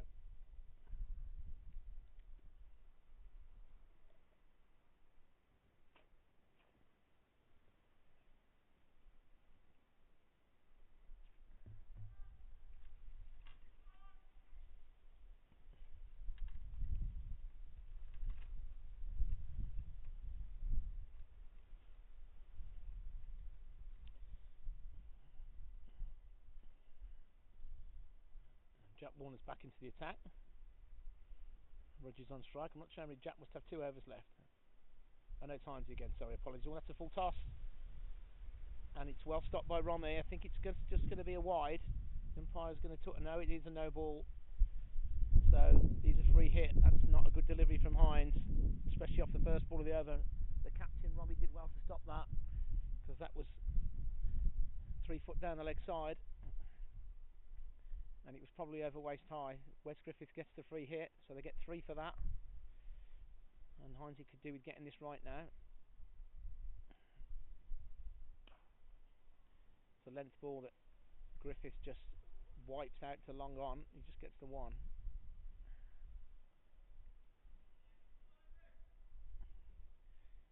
So, a couple of big overs here.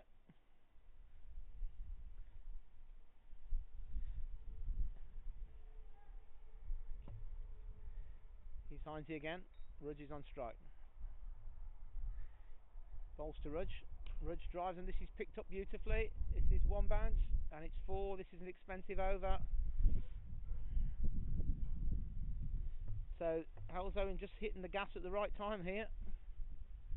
That takes them to 195 with 3 overs to go. It's a good shot from Rudge. It was a slog sweep, but it is the last 3 overs. That is allowed.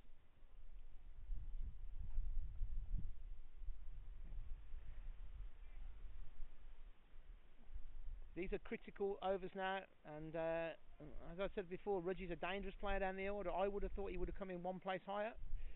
Here's Heinze again. Bowls to Rudge, a slower ball, and he goes for the big slug again, but this time I think he's found the backward square. It's Elliot Evans out there, and they'll just get 1. They may have got 2 if they'd been quicker there. Still 3 balls left in the over.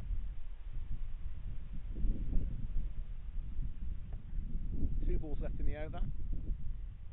196 now, so a couple of good overs for Halesowen here, and all of a sudden 220 is looking a lot more realistic. This can happen though.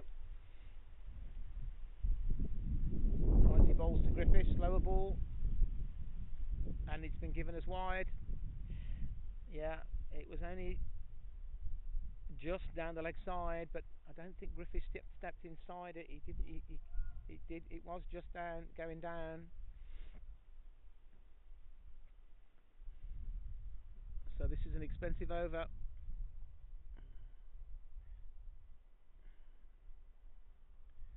In comes Heinze again. Balls to Griffiths, and it's a reverse sweep from Griffiths, which is a strange one. Not sure where that's come from. He's not played that shot at all before that ball, and that's a dot ball.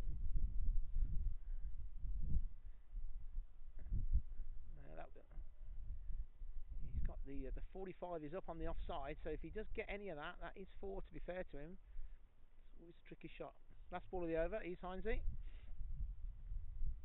Bowls, and it's a bit quicker and in his toes. It's well bowled, although Griffiths has timed this nicely out to mid wicket, and well fielded out there by Jack Warner, who turned what looked like a 2 into only 1. Got rid of the ball very quickly there.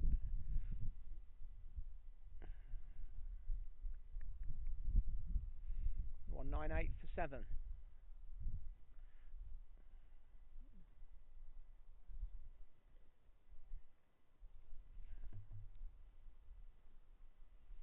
Here comes Heinze again. And Rudge goes for the big drive on the offside. He's just going to get 1. He's timed it nicely, but Meredith out there. In fact, they're going to come back for 2. And they just make it. So that was the big over for Halesowen. 3, 4, 8, 9. 12 from the over. 199 with 3 overs to go. 199 for 7.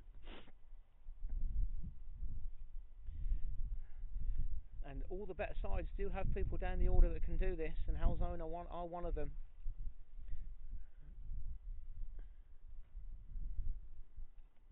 And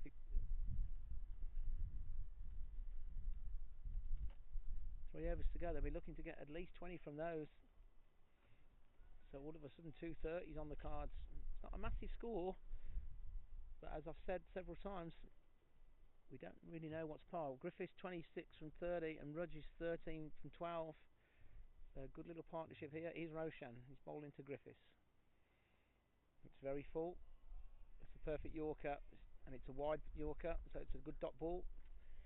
Fielders applaud. BCL on long on. Gives the bowler a round of applause. It's well bowled, wide Yorker.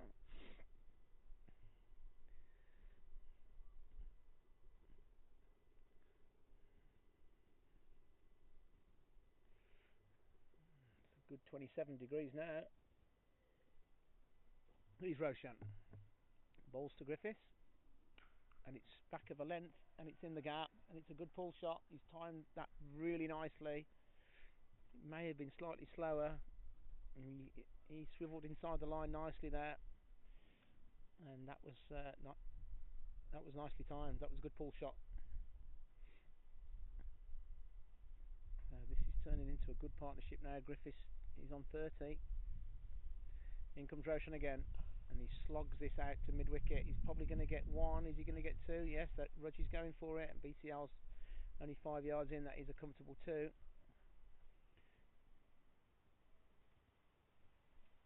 It's good running. 3 wickets in hand, Halesowen. This is a good little partnership here, and a good little spurt at the end. Barnt Green will be desperate for them to not get 230. Here's Roshan again. Falls to Griffiths.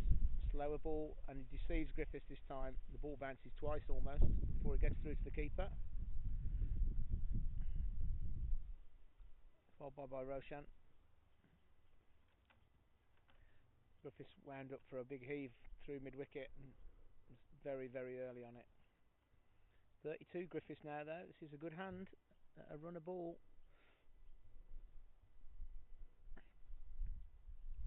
Here comes Roshan again. Bowls, and this is he's bowled him. No, he hasn't. What's happened here? And there's going to be the umpires are going to confer here. He's been bowled, but now was the ball over waist high? So the standing umpire is going to check with square leg. The batsman was walking off, but then I think he realised that actually it might be a no ball. Now there's going to be a conversation. Romy Bra's involved. Ben Chapman-Lilly's involved. The batsman's involved.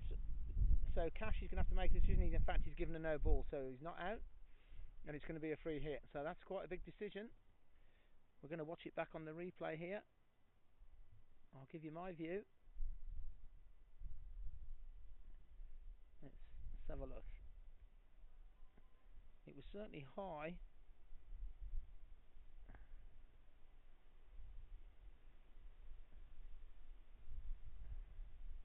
Let's have a look. He did advance down though, Wes Griffiths, so that normally negates the no ball. He came running down. He came down. He did come down, so not sure the umpires say they got it wrong, but it did look like Wes Griffiths had come down there. It was certainly above waist high, but he seemed to advance. Anyway, here's the free hit. Roshan bowls, back of a length, Griffiths pulls, and it's straight up in the air. It's caught at short, fine leg. So they get one, they run one there.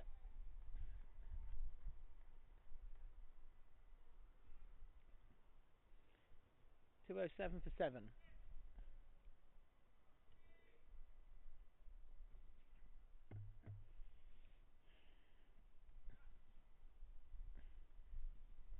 Roshan will be bowling to Rudge now. 2 balls left in the 48th over. 208. Here he is, bowls to Rudge. And it's a wide.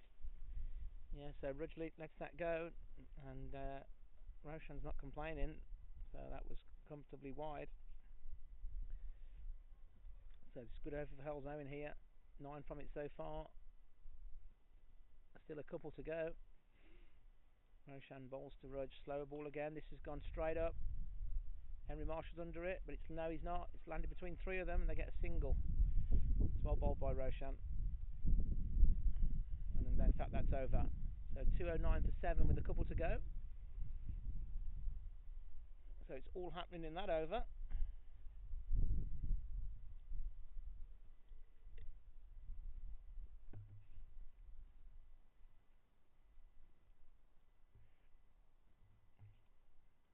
I think the discussion was whether Griffiths had advanced. I think Romy's talking to him about it now.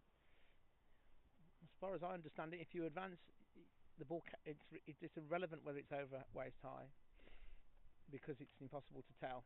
So the rule is based on your normal standing position, if I'm correct. It's gone now. It's never easy.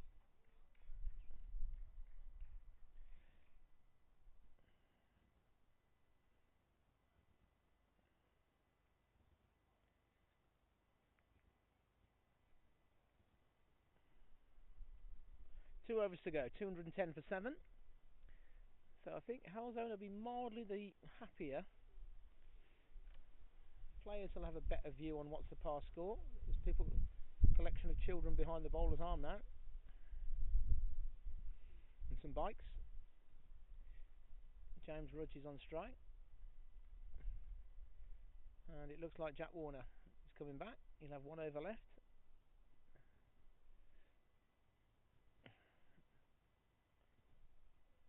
And he's bowling to Rudge. Rudge has got 14 off 13. Whereas Griffiths 33 off 36. Batted well.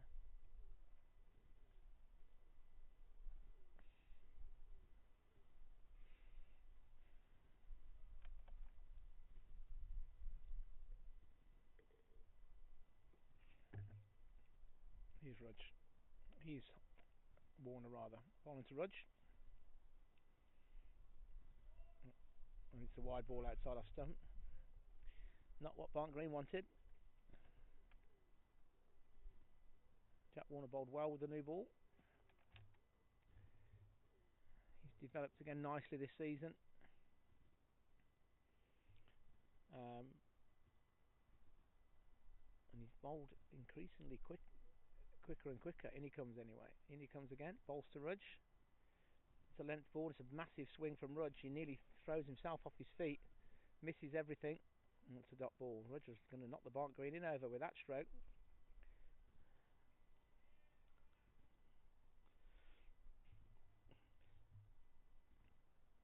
$211 for 7.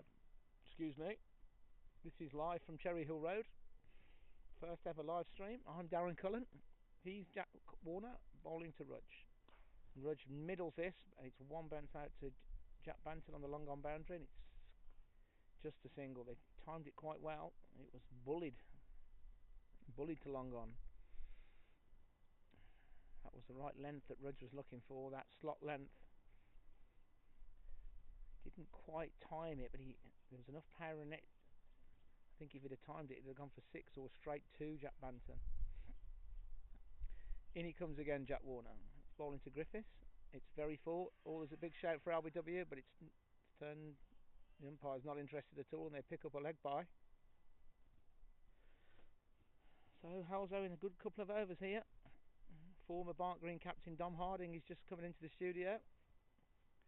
No games in the Warwickshire League today.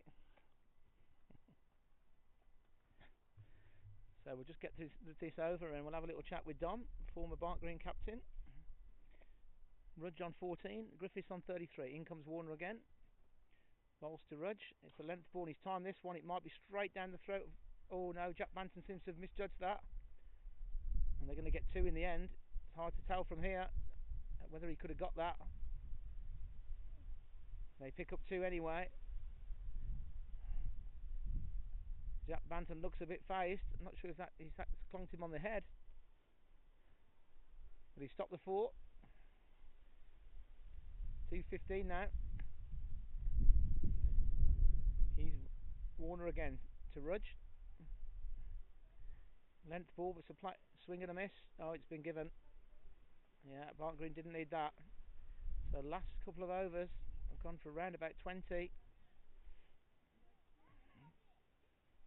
James Rudge is a dangerous bowler, batter down the order. He's a very good number 9. As I said earlier, he may have been better coming in at 8. Here comes Warner again. Still 3 balls to get out the over. Bowls to Rudge, slower ball. And again, he kind of slog drives it out to long on. They're going to look for 2 and they're going to get it. And they went early. It was a comfortable 2. Well fielded by Jack Banton out there.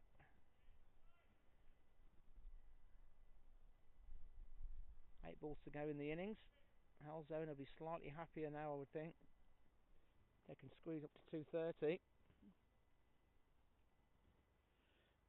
230's been more than a par score this season. Here comes Warner. Bowls to Griffiths.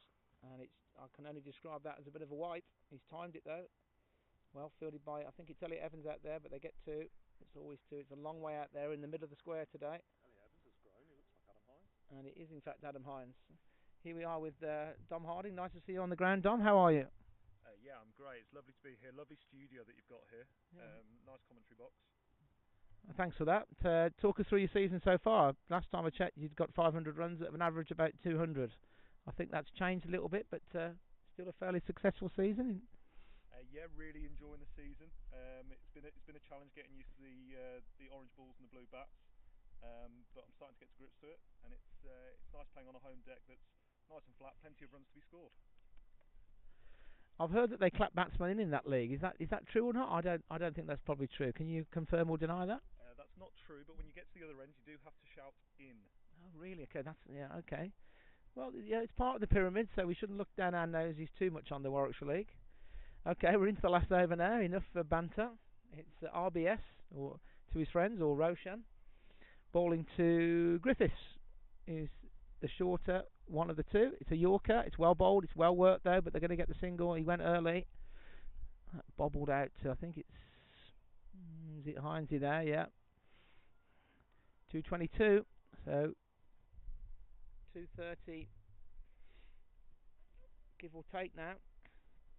Halesowen will be fairly pleased with that. Barnt Green won't be too disappointed. The wickets played okay today, so we're not really sure what par looks like. He's Roshan. Bowls to Rudge. It's a very loopy, slower ball. He squeezes it out on the offside. Henry Marshall does the fielding. That's another single.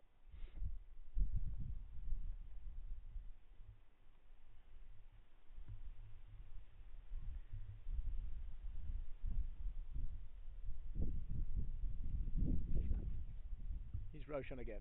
Ball into Griffiths. Slower ball again. It's timed nicely. It's going to be one bounce out to long on. BCL tidies up the fielding. So good last few overs here for Halesowen. It's been an old-fashioned 50-over game, this. It's not a 350, the ball flying everywhere. It's been an old-fashioned 220, 230, 5 and over, 4.5 and over. Very attritional. He's Roshan. And he gets the full toss, and Rudge hits that straight out the ground. Or straight into the Licky Hills, rather.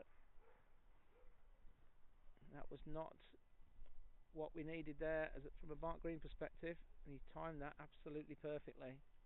That cleared the sight screen by 5 metres. Incredibly, we found the ball. That went 30 foot up. Must have came out nicely. Ended up back on the field of play somehow. Roshan's ready to go. And he comes again. Bowls to Rudge. And it's a slow ball again. It's another full toss. And this is going to be just... It's 4 more. So the wheel's coming off for Barnt Green in the last couple of overs here. Jack Warner fails to stop that on the mid-wicket boundary.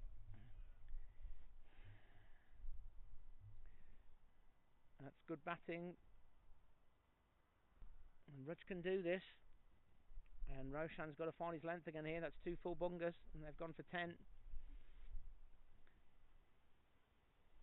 It's a ultra slow ball again. But this is going to be 4 more. It's so slow. He just slog sweeps it. He can hit it wherever he likes, really. It's not a great ball from Roshan this time, I'm afraid to say. It was almost an off break halfway down, and Rudge was always going to swing through it, and all he got to do was time it, which he did. And that's 2, 3, 4 now.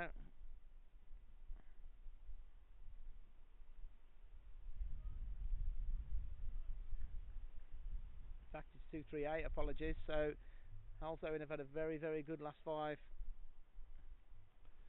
In comes Roshan again. And he goes back to full pace this time. It's a good Yorker, but beautifully timed by Rudge. Well fielded by Banton on the long off boundary. That's the end of the innings. It's 238. 239 actually. The YouTube's always one behind. I think Halesowen are probably slightly the happier there. I'll be back in 20 minutes. I know you're dying to hear from me again. I'll see you in a minute.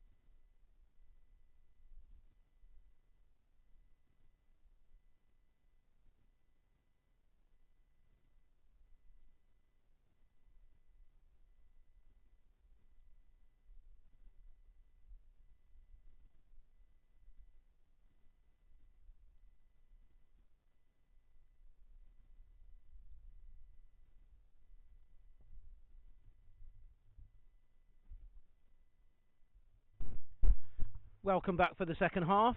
Thank you for all your positive comments about dulcet tones and the most boring live experience that you've ever had. So Barnt Green need 242 to win, which, talking to many observers at half-time, is about par. The captain's own comments, Romy Bra, was that this was very chaseable.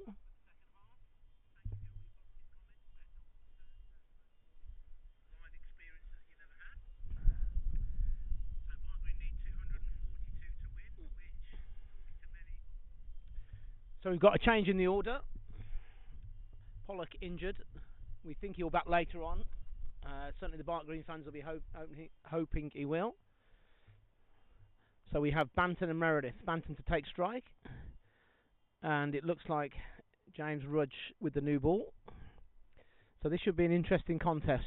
Barnt Green had the better of this game 2.5 weeks ago at Halesowen, which of course was a red ball game. They did have Avrinda Bra in the side that day though. So yeah, we'll wait and see. Plenty of people in to watch. And Rudge just set in the field. He likes his own way in terms of the field. Banton on strike. In fact, correction. It's Ed Bragg, number 12. Rudge is opening the bowling, I've just been told, from the Cherry Hill Road end. So from the Licky end is Ed Bragg. He's had an unbelievable season with the ball. Without checking the stats, which I haven't got in front of me because I'm on my own. He's taken around about 40 wickets and a very, very economical 2.5 to 3 and over. He's been certainly one of the best seam bowlers in the league. So he'll start proceedings bowling to Jack Banton. Here we go. And Jack just leaves that ball harmlessly past outside off stump.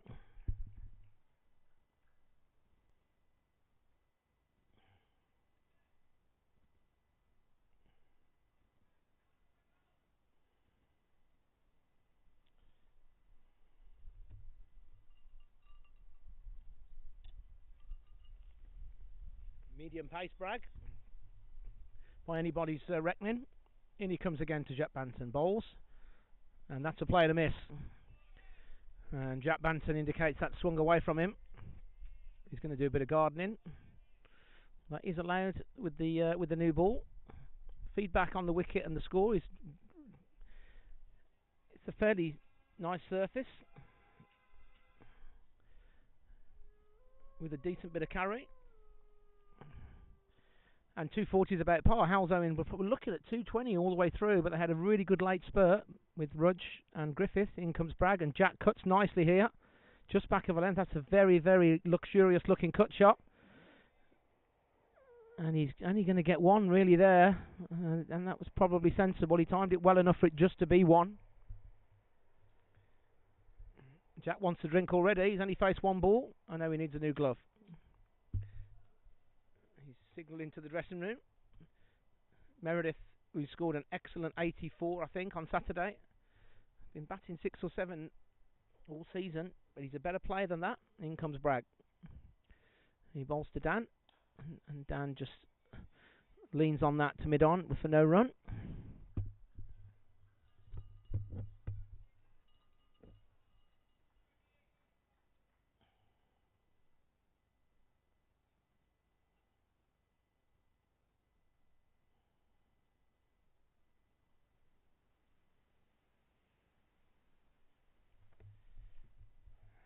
Number 12, Ed Bragg.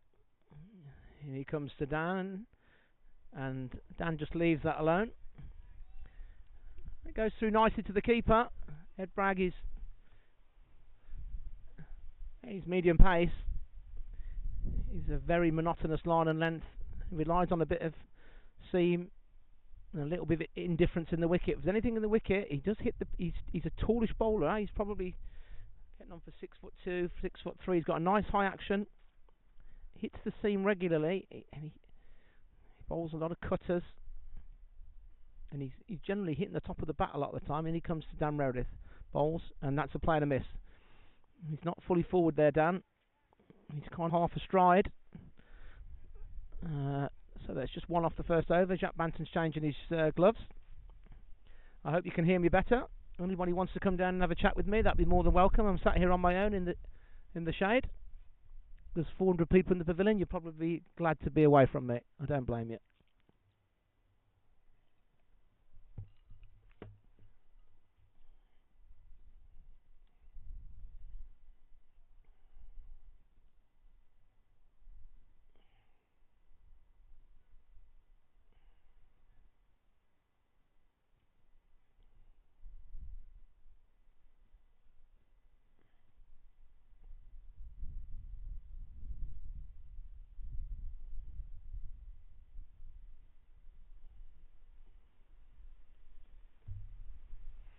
So James Rudge from the other end, from the Cherry Hill Road end.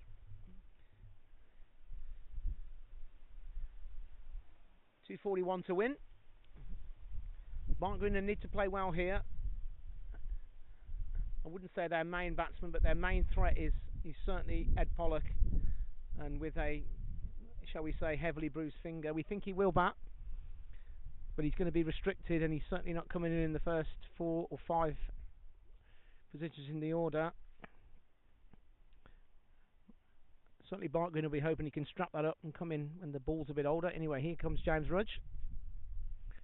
He's bowling to Banton. Jack just sits on that, just knocks it down for a dot ball. Gentle start from James Rudge, medium fast again. Not sure of his league stats this year, but he's fairly dependable. He's fairly dependable for Hereford as well. He's kind of becoming a stalwart for Halesowen now. Probably, as I say, his 4th or 5th season. Very dependable opening bowler. Can be quite aggressive when he wants to be. In he comes, bowls to Jack. That's short for length, and Jack's timed that nicely, and he'll get 4 this time. Much to the applause of the home crowd. It wasn't a good delivery, and Jack was quickly onto that. He's not going to miss out on that on a semi-slow pitch. Captain and bowler are conferring now. I think they're talking about bringing a slip out. Bragg's coming up from 3rd man. Yeah, so they're putting the sweeper out now.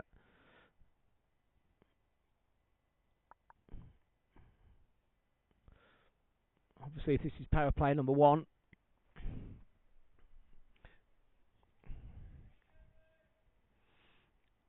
In comes James Rudge. Bowls to Jack. Jack leaves that well alone. Goes through gently to the keeper. It's not flying through. It's not dying either. It's fairly even, the wicket.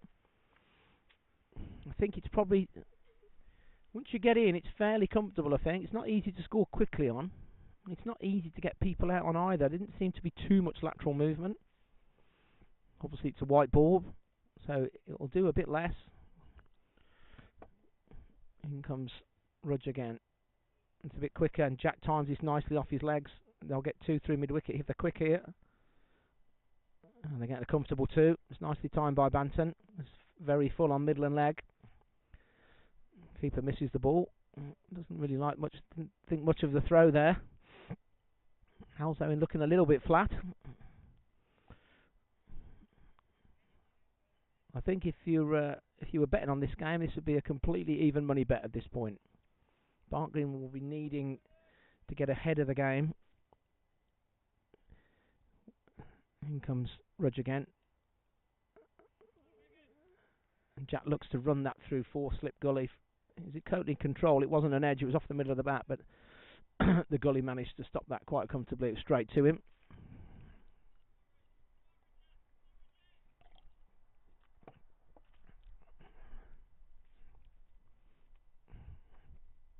Looks like he's working up to full pace, James Rudge. His run-up's getting longer and longer. He's a very fierce competitor. In he comes again. Bowls to Banton. And that looks reasonably wide. It's left well alone by Jack. That's over. 6 off the over. So early bit of sparring from both teams.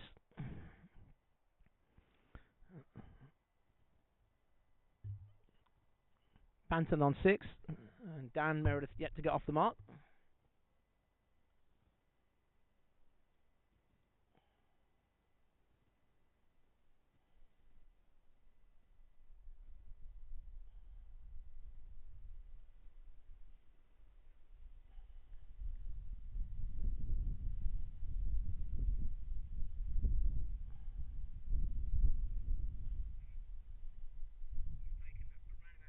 He's Bragg bowling to Dan. Bowls, and that's going to be a wide. Just crept down the leg side, no bat on it.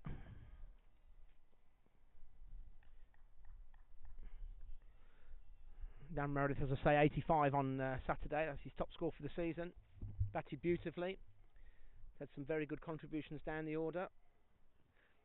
Bowls some very tidy off spin, catches everything, plays every game. Very much a key part of the side. In comes Bragg. Bowls to Dan, and that's a good length ball that Dan gets well across to and covers the line but leaves it well alone. Well bowled by Bragg, well played by the batsman.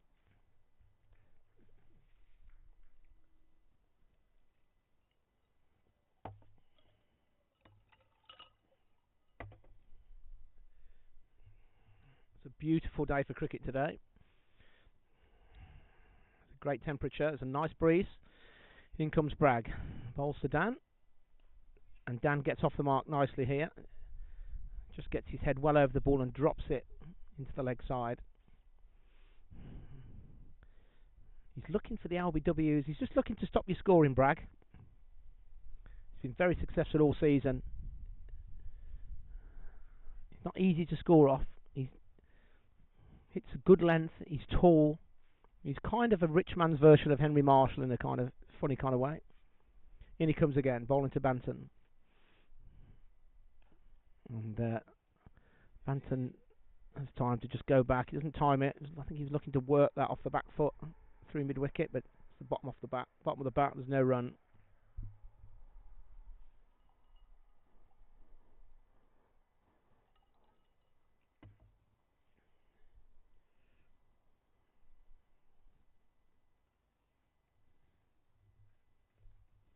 Of course, it's 5 bowlers bowl 10 in this as the maximum. In comes Bragg, bowls to Banton. Oh, and he's beat him there. That bounced a bit. That's a good delivery from Bragg. That just went through nicely. Maybe a bit more of an effort ball there.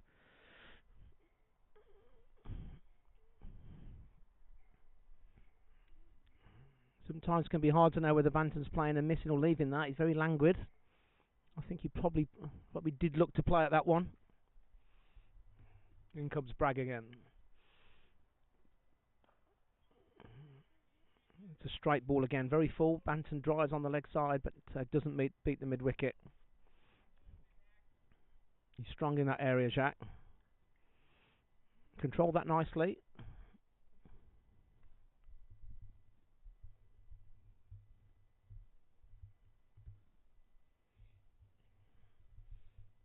Bragg plays for Wiltshire Minor Counties on a Sunday. In he comes again, bowls to Banton. And Jack's forward in defence. There's no run. It's a good over from Bragg. Very tidy, just one from it. I think Barnt Green will just be looking to try, first of all, in an old-fashioned way, looking to get maybe 80 off the first 20, 0 to 2 down, and then look to replicate the Halesowen innings in some ways. Halesowen's last three wickets probably put on 45. They have got a deep lower middle with James Rudge, of course, coming in at 9. Barnt Green back deep as well. And, Barnt Green are 4th in the table. Halesowen 3rd. So this is a fairly even match contest today. Anyway, he's Rudge to Meredith, and it's back of a length, and Dan Meredith stabs that off the back foot into the gully. And practices the pull shot. Probably would have played the pull shot if he'd been in for 20 minutes more. But he did the right thing there. He's still getting used to the light and getting used to the wicket.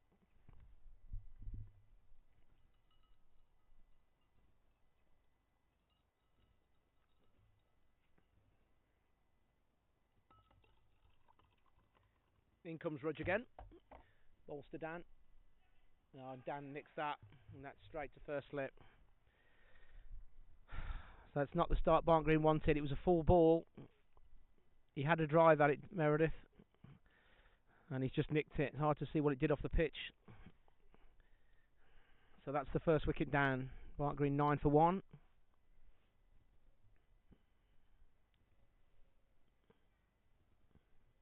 Watch that back here.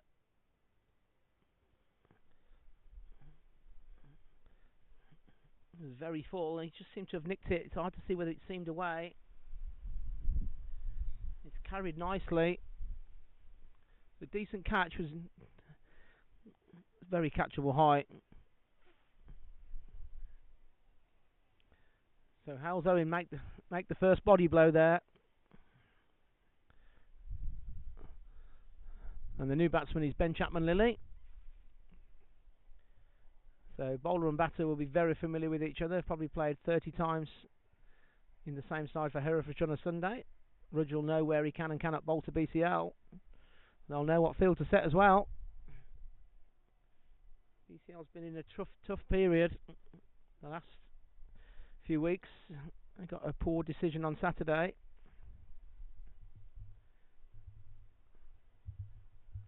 Had 2 or 3 very, very successful seasons for Barnt Green. But as always can be, he's had a lean one this year. He's had some bad luck. He's had some bad decisions. He's got plenty of time to bat here though, and he could actually become the big wicket here with Polly down the order. Halesowen will know that BCL has got the patience and the temperament to bat all the way through here. He's got 48 overs to bat, or 47 overs. If BCL's there at the end, Barnt Green will not be far away.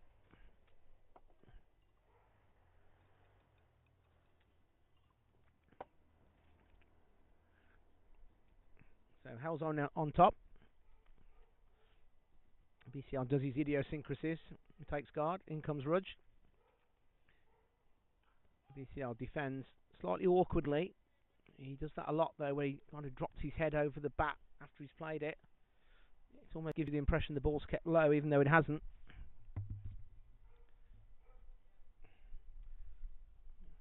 The wicket's kind of even paced. I think if you can restrict scoring and almost bore people out.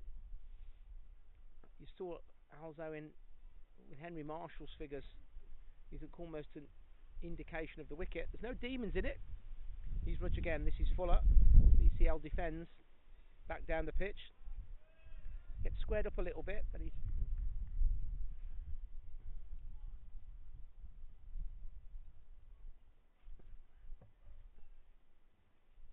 Again, the game seems to lack a bit of intensity today. Traditionally, Halesowen and Barnt Green can be quite vocal. Can be very competitive. Both teams, I wouldn't say they're not playing for anything. They're playing for like Champions League places, if you like. In comes Rudge again. Bowls to BCL. This is Fuller, but he's well alone. It's close to a wide, but not given. BCL's not going to get involved in that.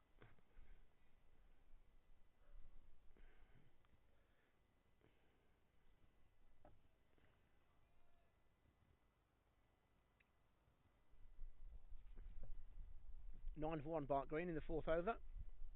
First body blow to Halesowen. So these two will just be looking to occupy the crease. Sounds an old-fashioned thing to say, but it's not a big total, 240. Here's Rudge. It's not a bad line. It's outside off. It's stopping the scoring.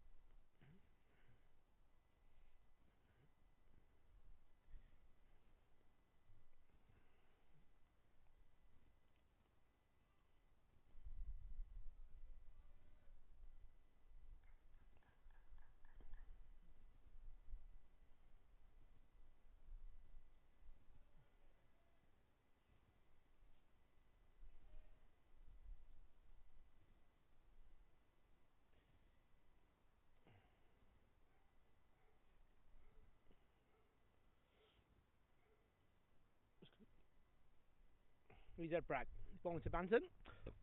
Bowls, and that's a great shot, but it's no run. Wasn't really there. It was a kind of a back drive. Didn't quite time it. Very easy on the eye, that stroke, though. Didn't really deserve to be hitting there. Wasn't quite short enough for that. He just plays some incredible shots, Jack Banton. He can be very good to watch. Here comes Bragg again. That's Fuller this time, but that's going to be a wide. It's just crept down the leg side, and umpire Cash signals. Bragg second wide.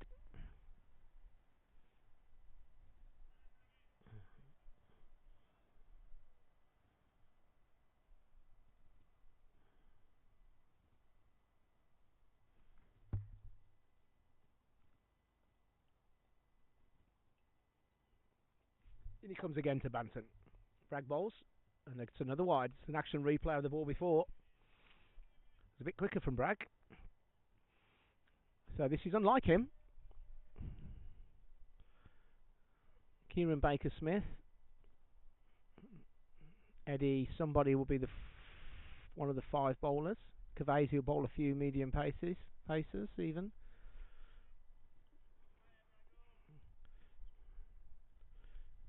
Ten for 1, Barnt Green. In comes Bragg. Bowls to Banton. And it's shorter, and it's cut away, and it's misfielded. I think it's Luke Toolash there. He probably should have stopped that. It seemed to go underneath him. They'll get 1 out to the offside sweeper. Banton moves on to 8. BCL still to get off the mark. Bank holiday Monday. Barnt Green chasing 241 to win. 242 to win, correction. Just over 5 and over.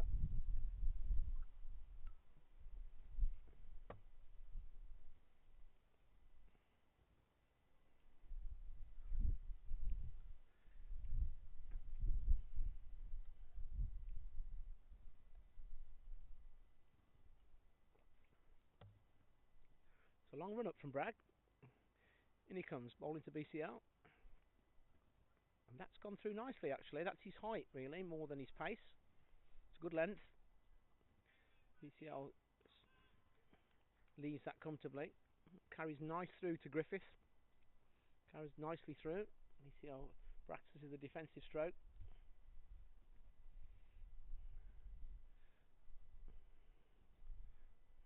BCL will be no rush here. This is where he can be at his best, where he's batting second, chasing a modest total. If he can get in comes Bragg.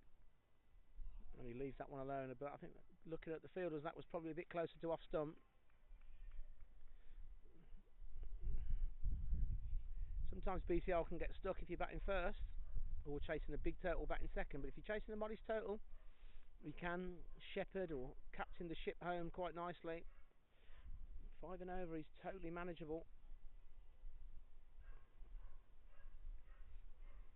In comes Bragg again. Number 12. Bowls to BCL. BCL defends, but he'll get a single. It's one of his favourite areas, and if he's really quick, he might get 2 here. Just drops it down square of the wicket. If I was Halesowen, I'd be having a fielder there, because that is a very big scoring area for BCL. Behind square on the offside, if you can cut that off, you can suffocate him.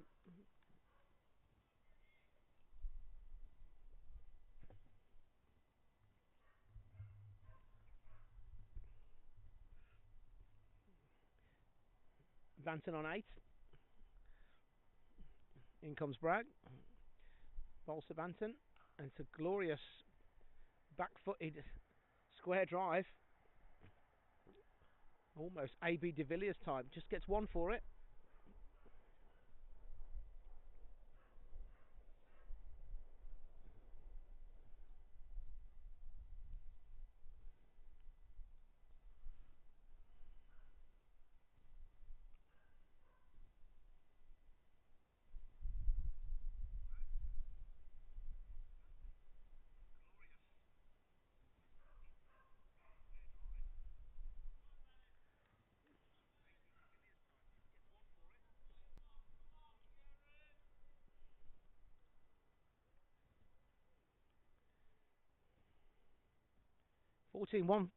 Fourteen for 1, Barnt Green. At the start of the 6th over. Banton on strike. Here comes Rudge from the Cherry Hill Road end. It's full, and Banton picks this up beautifully off his legs. 1 bounce, 2 bounces, 4 into the 3 trees. That was very full. Wasn't a great delivery, but Banton put that away magnificently.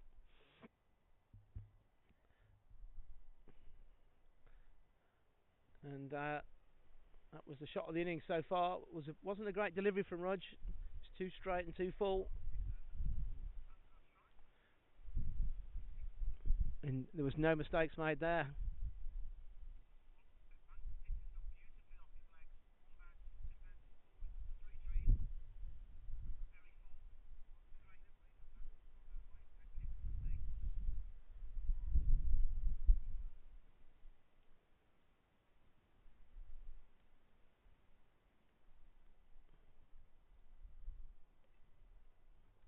And I found the ball.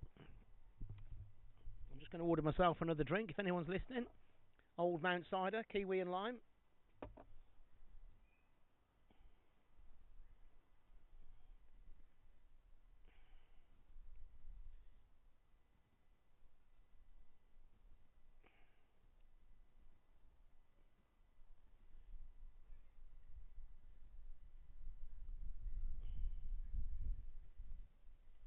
Yes, please. No.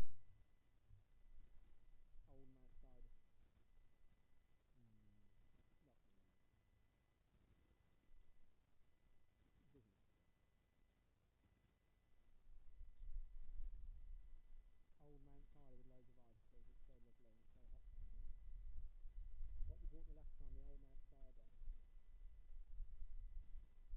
No, thank you. You can send one of the small boys. Send it. Send George Hall.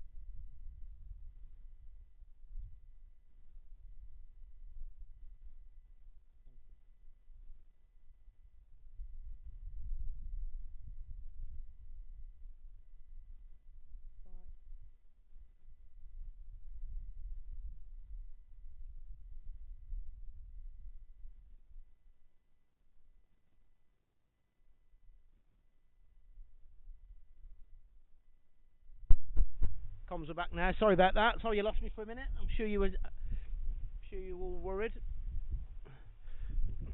Missed a couple of balls there. I think they're both dot balls. Banton on 13. And he picks up a nice single there into the leg side. Looking comfortable, Jack Banton. Can score very quickly when he gets in. If he can just hold his temperament together, hopefully he can shepherd the Barnt Green machine through. BCL on one, but he won't be fazed by that. In comes Rudge, bowling from the Cherry Hill Road end. Bowls to BCL. It's very fun. He's bowled him straight through him. Almost looked like a half volley there. I'm not sure he's just missed that. BCL trudges off. So that's a big blow for Barnt Green. We'll watch that back on the replay.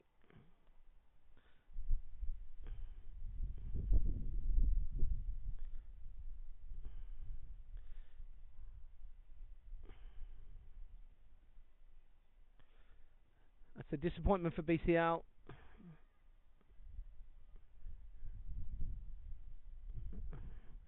It almost looks like he's yorked himself there. Hard to say if it swung in a little bit or just tailed in a bit.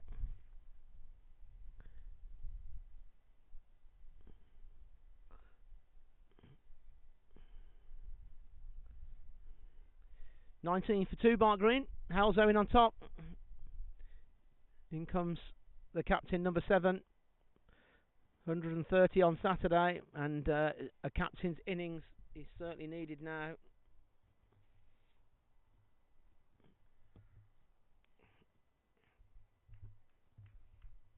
Halesowen firmly on top now. One more wicket here.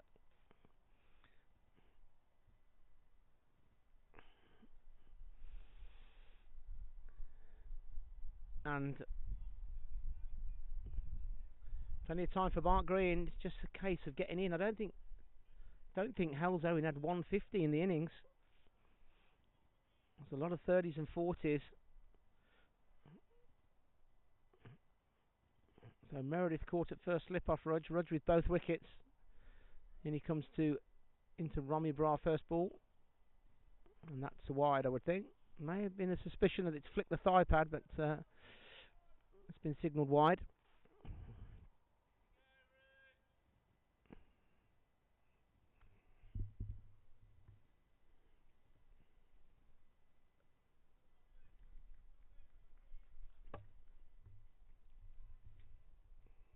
Led from the front this year, Romy Bra. 500 runs so far. In comes Rudge again. Bowled. Romy's resolutely behind that. That's good over from Rudge. Asking lots of questions there. He'll have been overjoyed to get his teammate out, BCL.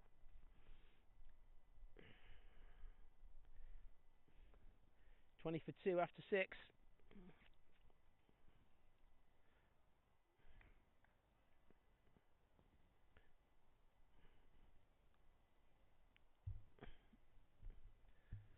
And looks like I'm getting a drink from one of my Australian friends here, Mr. Spencer White. My accent's gone a bit Australian as it is. Thanks, mate.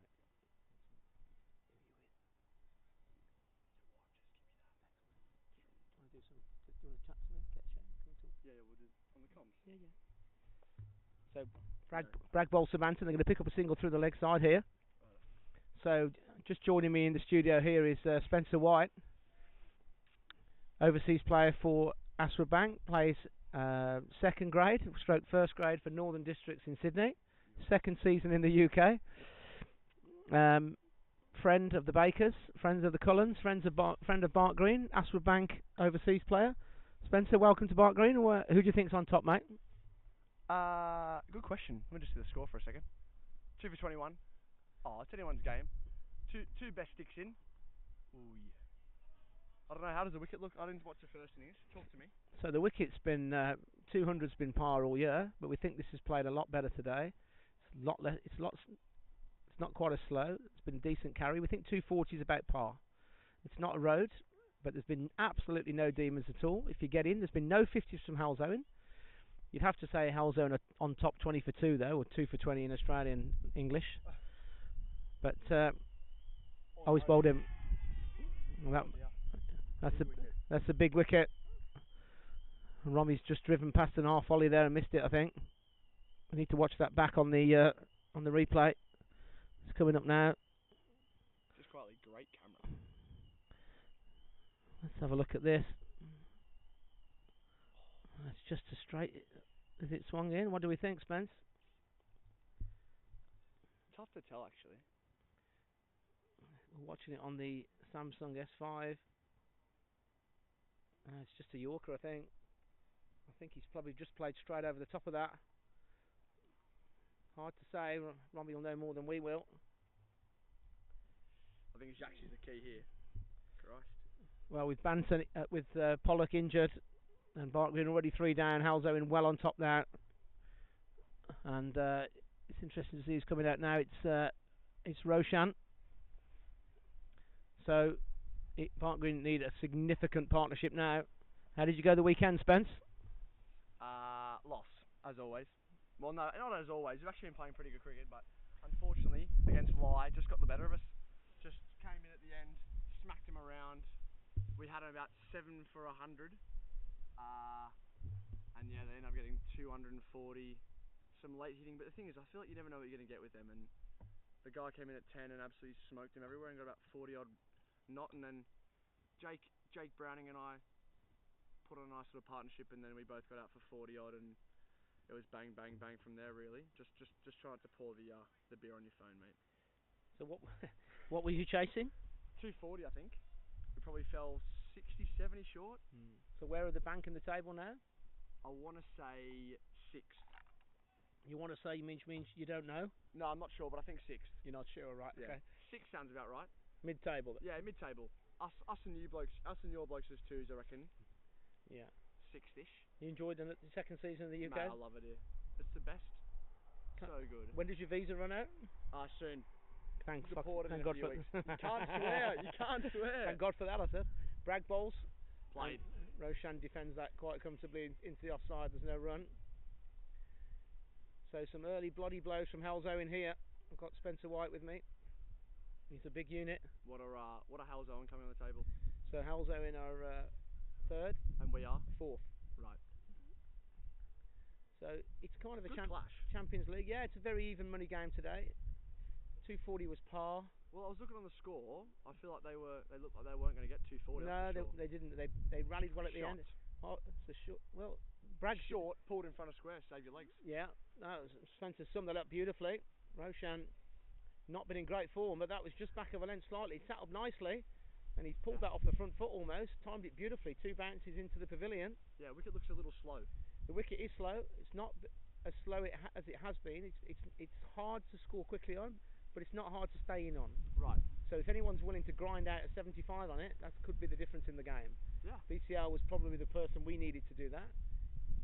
That's all right. But that doesn't stop anyone else doing it. So, yeah, just need a good partnership. In comes Bragg again, balls to Roshan, and that's another wide. So, bit of a mixture from Bragg. He's cleaned up the captain, but that's about the fourth wide of the innings. Have you been on this all day? Good effort that from you. Any good reviews?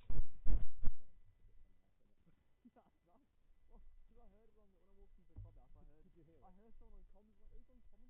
I bet you laughed at it. Yeah, so it was that crap. Here we go. Bragg again. Can I go with him? No, I can't. Where am I going to go? From where?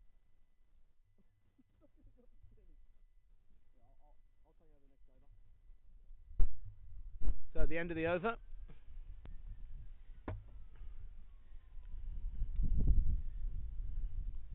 Decent setup though. 26 for 3, Barnt Green. So struggling. 3 wickets more than they like, obviously, stating the obvious. Banton looking reasonably comfortable on 15. But with Pollock injured, this is an incredibly important partnership now. Barnt Green have been hit and miss at home all year.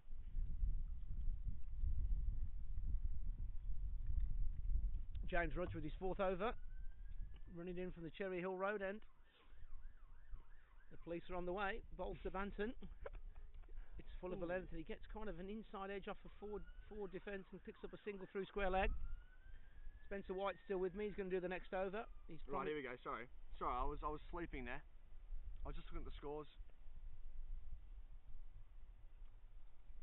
Do you guys always do it all the time, or not? Not really. No, this is our first. Oh, is it? This is our first live stream, so you're the first guest. No, it's actually working well. The sound's It's always pretty good to decent. have an Aussie and a Pom in the same commentary box as well, isn't it? Yeah, it's never good to have a Pom in any commentary box. And Rudge in again, driving towards cover, no run. Just trying to hit a length here, Rudge. I think attacking the stumps, just seeing if what he can get out of this wicket. This kid's behind the arm. They're going to the nets. Bank holiday Monday. Didn't have them in my day. 1923 that was. In comes Rudge. He's got a long run up for 62 mile an hour. Mate, you go out there and face it then. 62 for 3, Barnt Green. Rudge in again. Nick, gone. Bang. Massive wicket. 27 for 4 now. In all kinds of bother here, Barnt Green. Just prodding forward. Takes the edge and a really good catch. Low to his right at first slip. We'll watch this back on the footage here. It's a good catch. Yeah, really nice grab. He's not done much wrong there. He's just he has prodded forward. Yeah. Again, what has the ball done? It doesn't seem to have done too much. Yeah, just nice. Angling wide of the crease, in at the stumps. Yeah, Bit of lift and he takes the edge, and it's a really good catch, and it's another massive wicket. Just good length from Rudge. And Roshan kind of could have maybe in hindsight been leaving that, but he's kind of coming wide of the crease. He's angling in towards 4th stump really. I'd argue it's pretty well bowled that from Rudge. Yeah, agreed. So the new batsman is George Hall, 15, making his first team debut. This is going to be really tough. 27 for 4. He's a talented young player. His dad and his brother. His dad is one of the highest run scorers for Barnt Green in the league. He'll be watching nervously from the square leg boundary, I'm sure. His brother's not here. His brother's on a boat somewhere in the south of France, I'm told. That's where you'd rather be. Yeah, well, he'd rather be in the south of France coming in at 27 for 4. Yeah. Left-handed George Hall, like his dad. Must have played against him in the twos. No? Not sure. You may have played against him in the twos this year. I would have to check that. Very talented for his age. Recently at Bunbury, which is always a good sign. Can't tell you how many runs he scored this year in school cricket, but I'm told it's a lot. Just needs to look to occupy the crease here as Rudge comes in again, staying over the wicket. George gets behind that and slightly nervously, but keeps it out nicely. Again, no, Rudge just... Tough challenge for a 15-year-old in this. Birmingham League Division 1. Rudge just not giving much away here though, is he? No, Rudge won't hold back. Whoever's in, could be his grandmother who'll be bowling bounces at her. So Halesowen well on top here. She's not in the bank holiday script for Barnt Green. Rudge, he's a fierce competitor. He won't care whether George Hall is 15 or 55. In he comes again. George is still. Plays that nicely. Probably had more time than he thought there. He's looking to work it, but behind that, okay. Again, the wicket is holding up a little bit, isn't it? Correct. Yeah, the wicket it does hold up a bit, but you've just got to get used to the pace of it and grind it out. No, just needs to give himself a chance here. It's a nutritional surface almost. I'll tell you what. JB hasn't faced a lot of balls in the last few overs, so JB's got to keep his head here and not big time. and not just try and tee off. Halesowen supporters are blocking the view, but Ings Rudge again. George Hall drives nicely behind square on the offside. He'll get 4 for that off his third ball. Off the mark.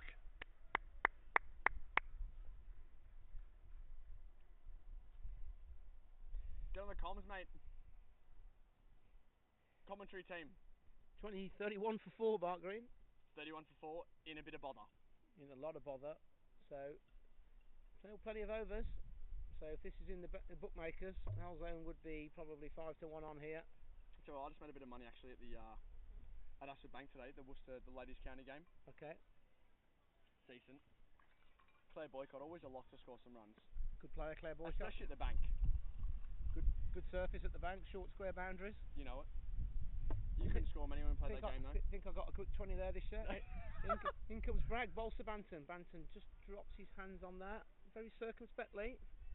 No run. You did not get a quick 5-20, I think that was actually me possibly. 16 off 12, I think she checked the scoreboard. My colleague seems to have amnesia. Stumped Cullen. Yeah. We lost the game, I think, to the Ashford Josh Baker 11. Yeah, who hit the winning runs that game? Yeah, the fat kid from Australia came in at the end, I think. Anyway, let's keep it serious. In comes Bragg, bowls to Banton, back of a length, and he looking to work it like Viv Richards-esque into the leg side. Doesn't time it. There is probably a 30-metre gap at just in front of forward square, so he's obviously looking for that gap with the wicket just holding him a bit, just trying to get inside the line. No. Thankfully, Darren's gone now, so you haven't got to listen to his voice as he goes to fetch some equipment, which I'm not sure he'll be able to lift at his size. In again to Banton. Banton working into that gap for a single.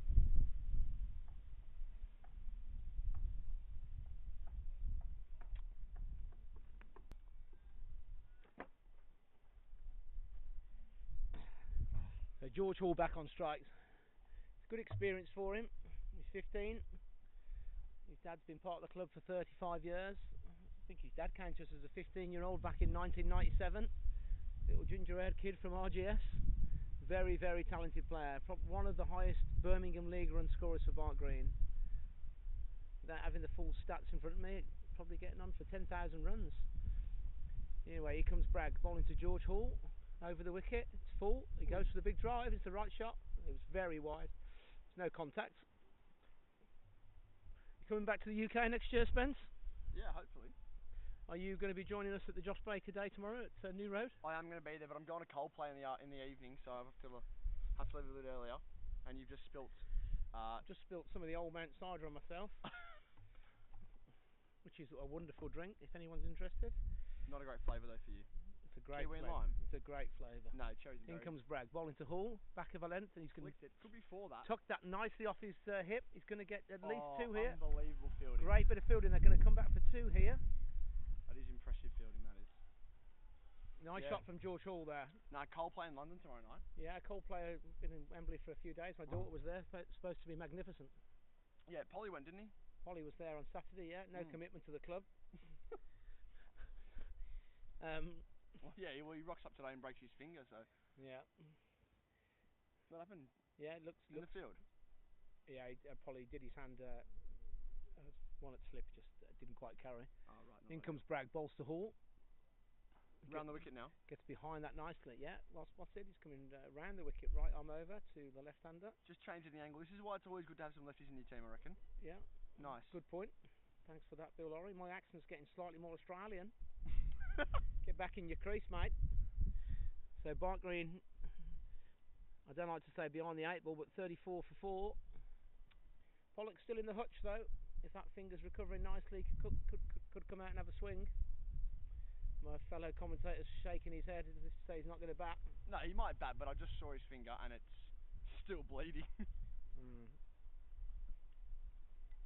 been a decent season for Barnt Green. Up until last week, we were in the hunt for or 2 weeks ago then, we were in the hunt for the league. It's not an easy league. So you should have kept Talon Preet. In comes Rudge, bowling to Banton, who's on 22. Pulls nicely. He's going to get at least one. It's fielded cleanly on the leg side sweeper boundary, backward square. Not sure who's out there. Jack Banton looking totally at ease with the wicket. I think if Barnt Green are going to win this, Banton's probably going to have at least 120. He's certainly got it in him. George Hall looking more confident by the ball, left-handed. It's almost like watching his dad bat, almost exactly the same mannerisms. But it's not been phased so far. In comes Rudge over the wicket. It's a glorious stroke through the offside from George Hall. Full and wide from Rudge, and Rudge has not anything to say about that. George just caresses him through the offside. Just a little bit of width, but he's lent into that beautifully. Delightful shot. There was a lot of quality in that. We're going to watch that bat, me and my Bill Lorry. He's got a good stride in there. It's all very well saying it's wide and full, but he's got to still get across to it, and he does. Yeah, lovely. Yeah, that's David Gower-esque. Rudge will be bowling. Not sure about Langer. That Rudge will be bowling quicker and shorter now, and he comes again. Bowls to George. Oh, it is definitely quicker, and on a length. Good length. And George, I'm going to give him the benefit of the doubt and say he left that. I think he kind of lined it up and left it. Let it pass. Good start from George Hall though. 15, he's on 10 already. He's a free scorer. He's got nothing to lose. Oh, it's well bowled. First team debut, not easy at 15. That has nibbled away quite a lot, to be fair. I didn't get in the first team until I was 15 and a half. In comes Rudge again. This is short and he tucks it nicely off his hip. He's unlucky not to get a single there. Normally they tuck in behind square, but the wicket almost being as slow as it is, it just ended up going straight to square leg. Actually, I think we did verse him first game of the season. Yeah. And Gaz nicked him off. Yeah, he did. Yeah. With pace. Yeah. He played in the first game. It was a low scoring thing. Yeah, wasn't it? Yeah. Yes, sure. It's because there was water coming out of the wicket. Okay, stay cool. In comes Rudge, bowling to George Hall. 10 not out, 15 years old. In he comes, and he lets that go. Well played. Rudge doesn't has a little look. There's no need to say anything to 15-year-olds. Yeah, breed him young, mate. Oh no, I'm giving him a disservice there, Rudge. I think he's changing the field. 39 for 4. Jack can just keep his cool here. It's all going to be a lot on Polly. There's Elliot Evans to come. There's Heinze. So Barnt Green. In comes Rudge again. Bowls to George, and he's beaten. Good length, good line. George walks off though, does the right thing. It's the end of the over. He's got through it. Bowling nice here, Rudge. Not much you can really do. He's a seasoned companion. Rudge played for Barnt Green, as I said, Spence, in 2019 and 20. Didn't really get much of a chance in the ones. He was injured a lot. Moved to Halesowen for more opportunities. Has done really well. So Bank Holiday Monday, we've got some of the smaller cricket clubs in the area coming to watch. Astra Banker here, look, today. All part of the community. You're just saying, Bank Holiday Monday. We got the smaller clubs coming down to watch, like Ashford Bank. Tell me what I've got wrong there, Spence. No, you haven't got anything wrong, mate. In your heyday, you probably would have snuck into our threes. Banton, good point. Good comeback there. Banton on 18. I thought he had more than that. He's batting nicely. Certainly not on 2. Shot. Lovely shot from Jack. Just the one though. Just the one. Yeah, live comms. Live comms, we've got some spectators in the box now. Barnt Green 39 for 4, in big trouble. But the strange thing is, it doesn't look that difficult out there. The wicket is not, it's not flying through. There's not a disproportionate amount of balls beating the bat. We've probably seen 3 balls beat the bat in the last 20 minutes. Yeah, but I feel like it's almost one of those wickets where, like, it's tough to kind of. It's tough to score. Yeah, but it's easy to get in and stay in, but it's tough to kind of really be able to up the ante. Agreed. You almost want a bit of pace on the ball. It's an attritional through wicket. to kind of, yeah, absolutely, yeah. Barnt Green lost 2 wickets from very full balls. Ben Chapman-Lilly and the captain bowled by, I don't want to say half volleys because they're probably listening, but they look very full. They're not listening to you. George Hall's on strike. Ed Bragg in his sixth over. One of the top bowlers in the league. He's round the wicket to George Hall. George is behind it nicely. He's out. Oh, it's going to be out. Goodness. They've got a single there. I'm not sure who's called who. I think Jack Banton's called George there because he's just said sorry. If that was a direct hit, George Hall was out by half the pitch. Thankfully he wasn't. That would have been a waste and just exactly what we didn't need, but unfortunately he missed it. Maybe Jack was trying to protect him there and get back on strike, so that's fair enough. Oh, he's out by some way there. Yeah, he's out by a mile there. But that can happen. Jack's probably trying to get down that end to try and, you know. Anyway, Bragg. Oh, someone's behind the screen. Oh no, is it a dog? I don't think Jack was ready. Ed Bragg's moaning. It's not. It's justifiably so, really. I'm not sure what was the problem there. But anyway, we move on. Spencer White. Northern District's first grade. He just hadn't really looked up, had he? Yeah, I don't think that was fair enough. I think Bragg had just got in the moment and Jack was just recomposing himself. Yeah, Jack head down, tapping his bat as Bragg almost ended his stride. That's fair enough. In comes Bragg again. This will be an effort ball now. This always gets on the bowler's nerves. It's full and clipped nicely through square leg. Not sure why they've got a deep square there. Maybe they're just trying to get the young man on strike. It's just I think Not what they're doing at the moment is just pretty smart bowling, isn't it?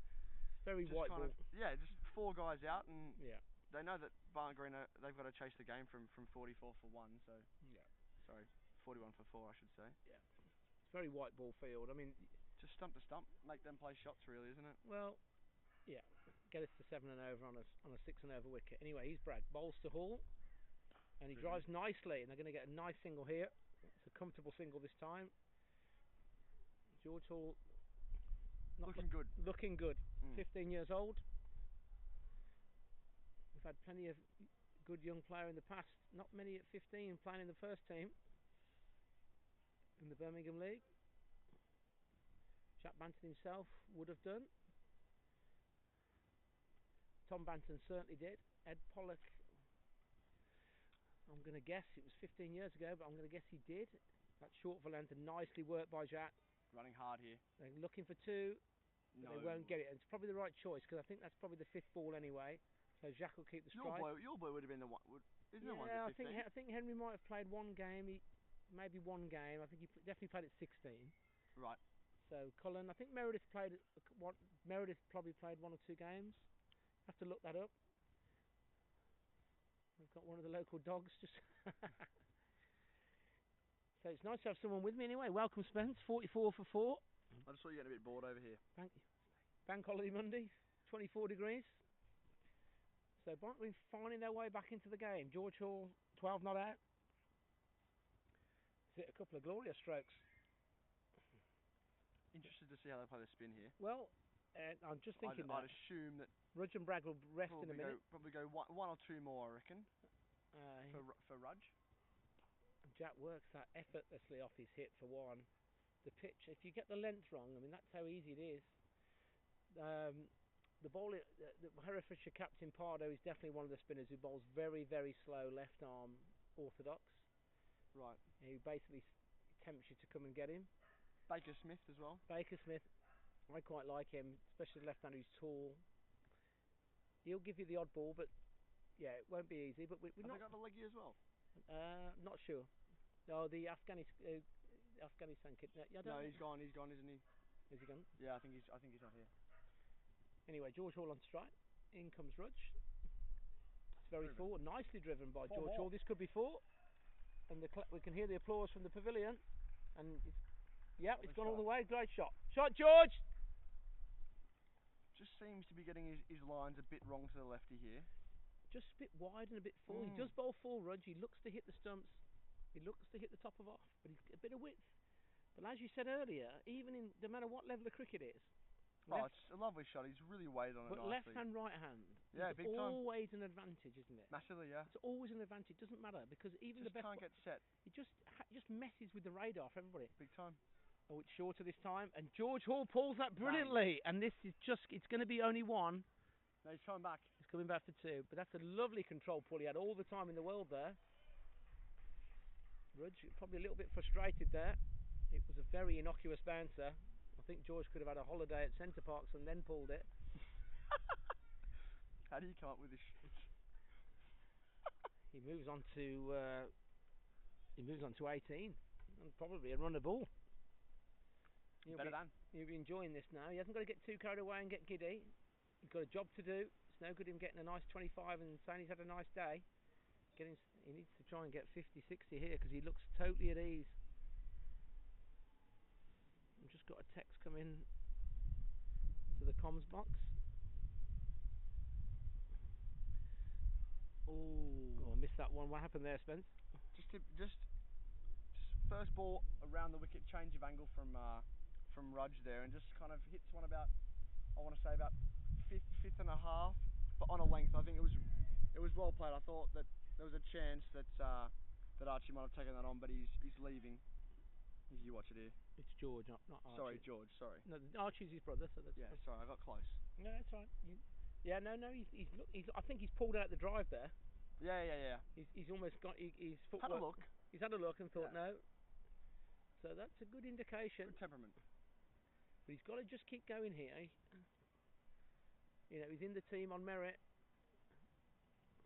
They've brought a man across here now. This is probably going to be a part of Rudge's plan.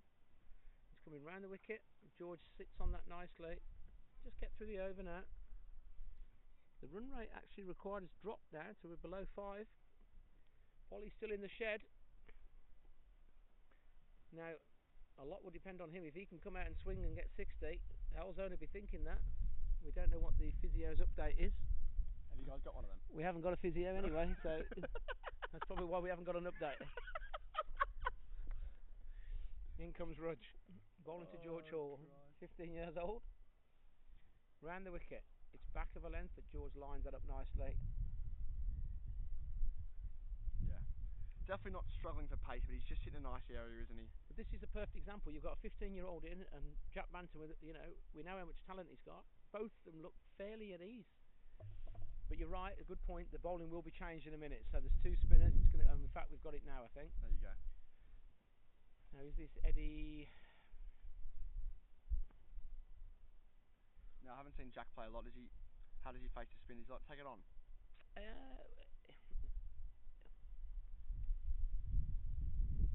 Who knows what Jack's going to do? He can rotate it nicely. He's got all the shots. It's still a seamer. No, this is Eddie. I keep forgetting his name. He's been around for years. He's decent. He's going to just target the stumps. He's experienced. Same again. Just a bash away. Yeah, just bash away at the top of off. But we need 5 and over. I mean, you know. Oh, absolutely, mate. It's so gettable. Outfield looks quick. If Barnt Green can get to 160, 150, these two probably could do with putting on another 100. If that's about fair. Yeah. And then you would say we're back in the game. But 5 and over. It's not 8 and over. So that's nicely played by Jack. That's bounced a bit more. He's a bit taller. Oh no, misfield. Oh my goodness, it's gone for 4. Oh my God, there's a misfield. We wasn't even looking at that. I cannot believe it's gone for 4. Oh dear. That has trickled straight through his legs. So we haven't got the cameras on that side of the ground yet. That has gone at about 3 knots an hour straight through his legs. 3 knots an hour. We're not at sea. No, that's how slow it was. I can't even do it in K's. Yeah, we can't see it. He's literally just about reached the fine leg. He's very wide there. You could see Jacques was just cruising for the single. I'm not sure what's happened there. He's not blaming the outfield. He's giving it the teapot, so I suspect it's his fault. The cap's off and he's scratching his head. Rhodes back in again. Eddie Rhodes, that's it. Bowls to Jacques. And that's Back of the nicely length played, and hit. easily played by Jack. Looking All the for time two in the here. world. It's not 2 this time. I don't think George Hall's going to have any problem with Eddie Rhodes. No. They've got no slip.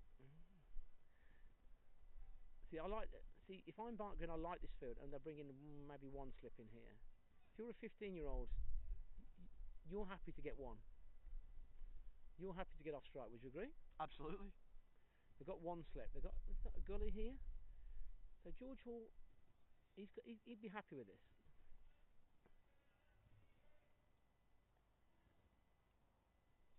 In comes Eddie Rhodes, 6'3". Ooh, Not out. looking a bit high. It's not out. Jeez, I tell you what, he stood there for a while. I feel like as a batter, you're a bit nervous then when he doesn't give you the nod out. You still think, oh no. Well, he thought about that, Cash. Eddie Rhodes liked it. There's always that thing about the young kid. We're going to replay this. Let's have a look. Did it pitch outside? Looks a bit high though. It a did bit get high. back in. Definitely pitched in line. It's definitely pitched in line. It's probably going over middle, I would say. Yeah. But The yeah, a re- little bit high. It's a reasonable shout. For sure. He was trapped in the crease, but he's a tall bowler and it's back of a length. In this country, mate, you appeal for everything. Yeah. In comes Rhodes again.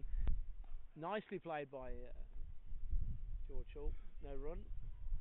That's Any- me out next week hitting the leg. If anyone's listening, me and my co-commentator could do with a Koppenberg and a my cider. Can we signal to any of the village idiots up there who are listening? Someone's listening. In comes Eddie Rhodes. Bowler to George Hall. Looking really good so far. It's full. Ooh, It's a bit, oh, he goes. and he's been given. Well, It's a shame that. he went for the drive. I'm not sure he's convinced with that decision. Let's have a look. The umpire gave it straight away. Have a look on the replay here.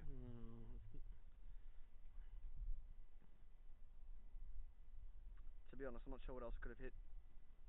Well, the I bowler. think it's more of a disappointed look. The bowler didn't look round. It's a shame. He looked good there, George. It was the right shot. Just left him a touch, I think. He's not done much wrong. That's the 3rd dismissal from very full balls. When they've bowled length, Barnt Green have been at no trouble at all. Yeah, he's just tangled across. Maybe the extra bit of bounce. I don't know, but it's very full, isn't it? What do you think? It's the right shot. I think it's just unfortunately just that he's nicked it, and that's going to happen sometimes. Duke ball just nibbles around, doesn't it? He's nibbled. Yeah. And the angle, I suppose, right arm over to left-hander, like you say. It's full. Who have we got in now? Elliot Evans, second team keeper, coming to the wicket. Very capable player. I hope I've got that right. I think I have. Hard to say with my eyesight, but definitely, I think it's Elliot Evans. Very, very popular member of the club. Always got a smile on his face. You're looking at me like it's not Elliot Evans. Didn't say I was right. No, I'm not sure, to be fair. Halesowen well on top now. There's a nice little partnership there. Barnt Green in big trouble now. Yes, this is the keeper. Elliot, I reckon.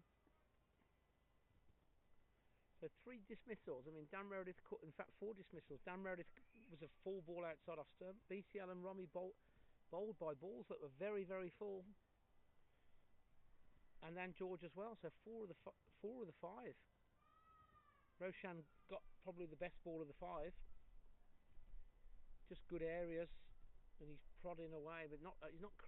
Roshan wasn't, kind of groping away, was he? No. Elliot Evans plays that with complete ease. Back of a length is so much time. Do you want a drink then? Yeah. Same one. I'll get someone to get it. No, I'll get it.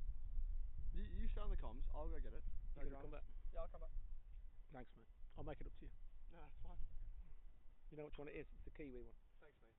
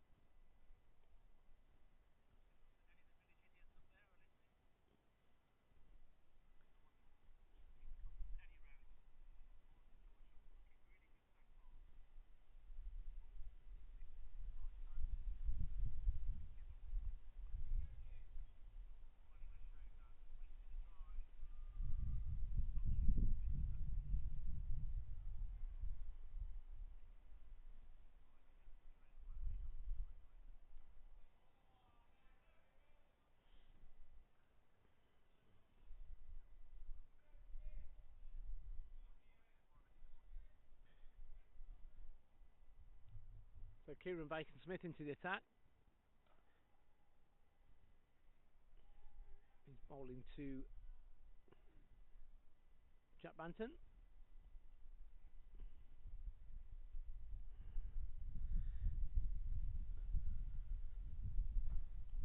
Jack Banton's had two beautifully timed cover drives that have gone nowhere.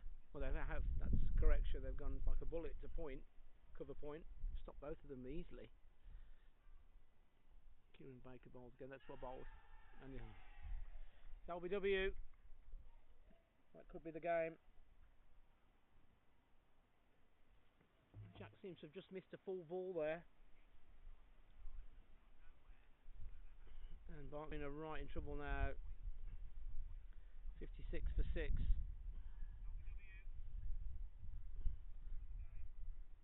And there's really no way back now.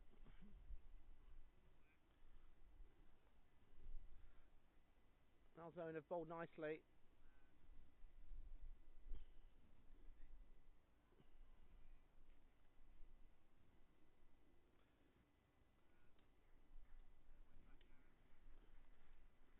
Batted well, Jack Banton. Not sure what's happened there. It's very full. He seems to have fallen over himself. And it's Ed Pollock coming in now. Coming at number 8. I'm not sure how effective he's going to be. He's going to be able to run, but fair play to him for coming out at all. He's been a brilliant servant for Barnt Green for a long time. Loved by everybody. Travelled back from Edinburgh last week to play. Plays as many games as he can. Nothing's too much trouble for him.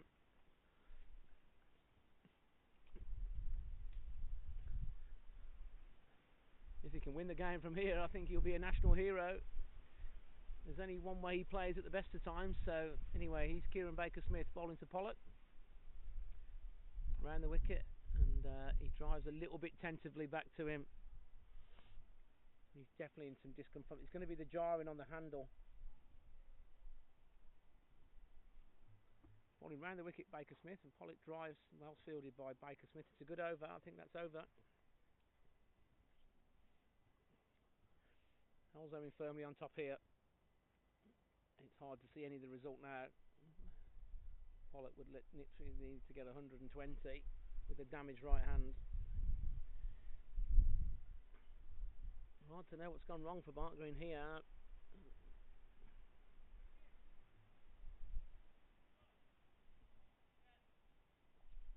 Eddie Rhodes to continue.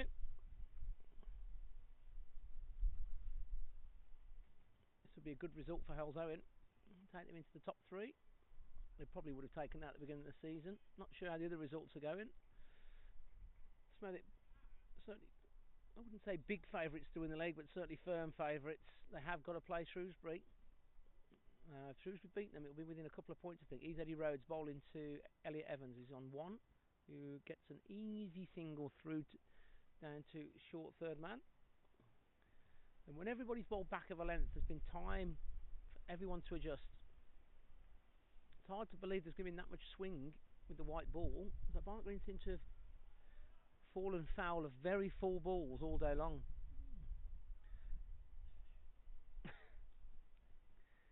Obama's coming back. What have you got? Where's yours?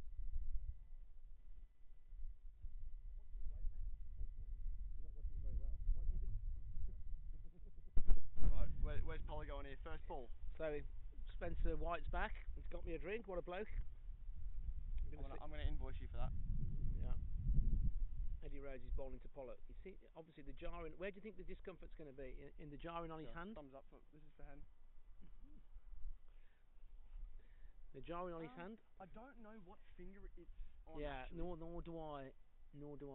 So that you're right. If it's on his right hand. I love how they just send Cow out straight away for the big fella. Yeah, in comes Eddie Rhodes. Oh, Polly. And Polly's got that straight out the middle, I think, and it's straight to backward square. Oh, he's gone. Well, we have seen that before. He's absolutely timed that perfectly. with a bad finger or not. I don't think he got all of that. I don't know. I think that sounded pretty good off the bat. It's a long way out there, and 56 for 7 now, 57 for 7 even, and that's probably the last nail.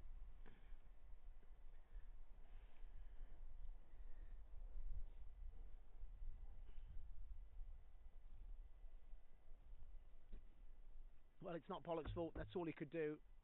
He's injured. He's going to have to swing anyway. Jack Warner's the new batsman.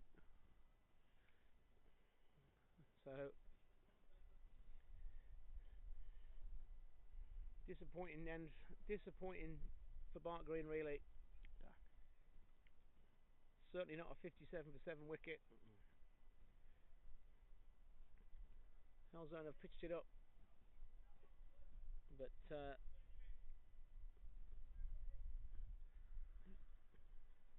Barnt Green will be disappointed with this so far. You get these games at the end of the season sometimes.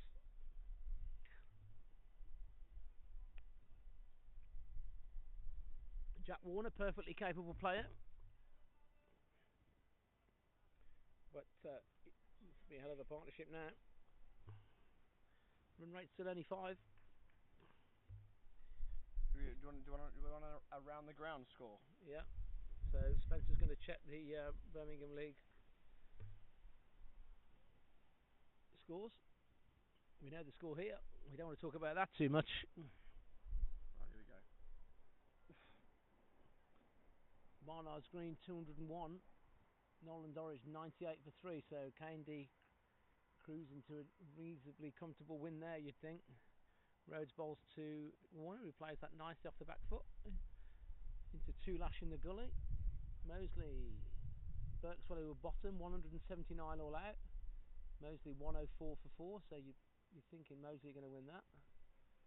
But Birkswell will be close to relegation now. Smethwick. Oh. So I like to play this game every week. How many runs do we think Deepak Khatri got, and how many wickets do you reckon he got? Deepak Khatri is easily the best overseas player I've seen in the Birmingham League ever. He might be the best overseas to grace any form of cricket ever. Agreed. Having watched it for 35 years, he's easily the best overseas. So just to stop you for a second there, on Saturday we were talking about this. The record in 140 years of the Birmingham League, we think, was 405 last year by Smethwick. You've just showed me 426 for 6. Yeah, 426 for 6. Question is, how many do you reckon Deepak's got of these? I'm going to guess he's got 180. Oh, he's actually had a bit of a stinker today, for his standards. 90. Rajpal Baniwal, 150 off 104 at the top of the order. Yeah. Isaac Muhammad, 16 off 17. Then 16. Yeah, 16. Deepak, 97 off 59 balls. And then pretty much everyone else chipping in with 50s. Gurbaj Singh, 50 off 25. Who are they playing? Himley. Oh dear. And Deepak Khatri with a wicket in the first over, and they are 62 for 2 off 18 overs. So I think that's a Birmingham League record. Rhodes bowls to Elliot Evans, who just plays and misses really. Got done for length there. It's a good length. Another big score. Shrewsbury, mate. 337 for 6 off 50. That's a good score. Dan Humes, 139 out off 94 balls. And Wolverhampton, 68 for 4 in reply. Not ideal for them. No, so Shrewsbury will be a comfortable second. So the table, as we speak, looks like Smethwick won, aren't they? Smethwick top, Shrewsbury second, K&D third, Halesowen in 4th, Barnt Green 5th. I didn't see how JB got out. Again, you'd have to watch it back. He was to the off-spinner Kieran Baker-Smith bowling his second over now. He kind of just fell over. I don't think he was trying to sweep. And it was LBW. Jack Warner's facing up here to Kieran Baker-Smith. Drives nicely. Bit of bottom hand in that, but it's timed nicely. Down to long on. Gets a single. Evans and Warner have spent a long time in the in-betweeners together. A long time in the seconds and the 17s and the 19s, and they've played a lot of cricket together. Evans is a totally capable player. Bit of spin though, wasn't it there? Evans works that again, bottom hand, but it's nicely timed. Nice bit of spin there from that LB. It looks like. Oh, okay, fair enough. From CBS. CBS. Changing the field. Halesowen very quiet today. They've got every right to be quiet now because they've pretty much won the game. So Kieran Baker-Smith bowls. Elliott's nice length. He's got a very classical action, Kieran Baker-Smith.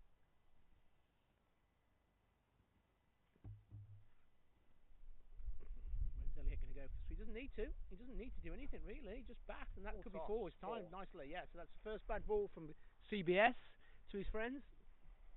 Elliott puts the old Hawk Expo on that and just creams it through extra cover for a lovely four. Very, very popular member of the club, Elliott Evans. Always got a smile on his face. Coaches the kids. Doesn't complain about anything. Kieran Baker-Smith bowls. That's defended resolutely. Spencer White's with me. We've got Halesowen second team players, I think, walking around in the Super Dry. We've got Ashwood Bank third team players here. It's a nice turnout today. There's a big appeal for LBW, and that's been given as well. 2 LBs. So Jack Warner departs. Wrong. That is not Jack Warner. It's sorry, of course it's Elliott Evans because he's just hit 4. Let's watch this back. Again, it's very full. Ah, the sweep. Again, yeah. Hard to tell. What do we think? Let's watch it back. That's the wrong ball. Let it play. Probably pretty good. It's pretty good.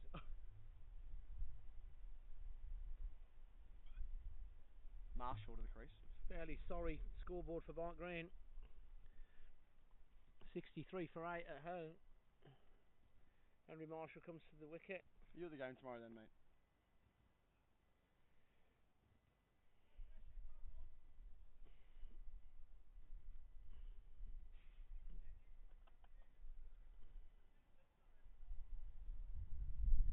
So Halesowen have got this definitely in the bag here. It's not a good result for Barnt Green. Not sure it's 63 for 8. I've been called over. This might be the end of my stay as a co-commentator.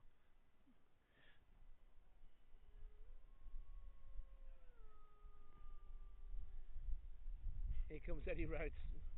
Oh. And I thought he smashed that, if I'm being honest. Well, there's two noises there. I think he also thinks he smashed that. We're not sure what's happened there. Jack Warner looks down at the ground. It was very full. I believe you'll find that he has smoked it. 63 for 9. And even if he didn't, thoughts he had. Have a look. I'm just watching it back on the commentary. I think it's probably hitting. Yeah. I'm not sure. I do think he's hit that though. Let's have a look again. By the sound of it, just again, live sounded too noisy. Again, we haven't got the Sky slow-mo on here, so forgive us if you're listening. Which is weird because you're pocketing all the money, that's why we can't get it. It could be hitting. If he hasn't hit it, I think it's probably close. We could have DRS, but you've got that new Ferrari. He's kind of come across. He's kind of come across the offside there, looking to work it into leg, and he's missed it. Adam Hines is the number 11. It could be an early finish here. We're getting texts from all over the league, so I think we can say the Barnt Green title challenge is over. It's a good turnout. It's a bank holiday Monday. It's a reasonable season. The club's in a good place. Not the right result today, though. Hard to explain. 60 odd for 9. I wouldn't say they're a particular array of bad shots. They have bowled well though today, I reckon. They've bowled well, but I don't think it's a mind. It's not a 63 all out, is it? I mean, no, but they haven't missed a lot in fairness. Like they've bowled some good areas, and they have got a bit of. We've nicked and missed some full balls. Yeah. But Darren, you know that's how it goes, man. That's just cricket, isn't it? Yeah, it's cricket. You see, at the end of the season, you can see some kind of not tired legs and tired brains. You know, sometimes there's nothing to play for, and people. I'm not saying that's what's happened. At Halesowen have. Oh wow. Oh, that's a bit of a swing from Hines. Not a pretty shot. That was a very robot-esque pull shot. Right, well, listen, mate. I'll make sure you go well, all right? Thank you to Spencer for. It's been nothing but a privilege. It's a shame that it didn't go another way. Are you off now? Or you? Yeah, I'm off, mate. Thanks for dropping in. Time for sleep. I'll see you tomorrow. Yeah, we'll see you tomorrow. See you tomorrow. I'm getting there early, so I'll see you early tomorrow. Be there. See you, mate.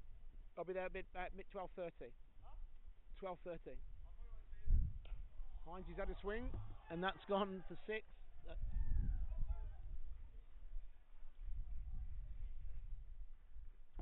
Well, that's the biggest 6 we've seen today. It was in the slot from Eddie Rhodes, and Hines wound up the big levers and has put that way over mid wicket. That's 6 anywhere. In comes Rhodes again. Slower ball, and Hines tries to recreate the slog sweep, but he's way too early on it this time. So just the last rights really for Barnt Green. 69 for 9.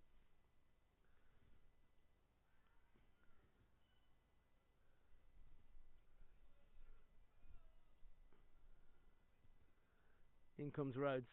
Hines is going to have a swing. This could be over very quickly. Oh, he has almost like a front foot pull shot, which misses the stumps by inches.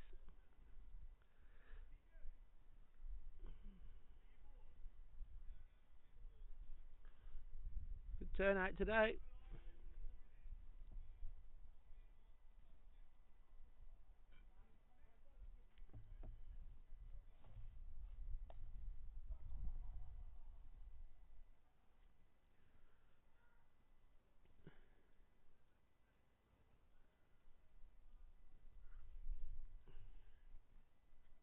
Kira Bacon-Smith continues.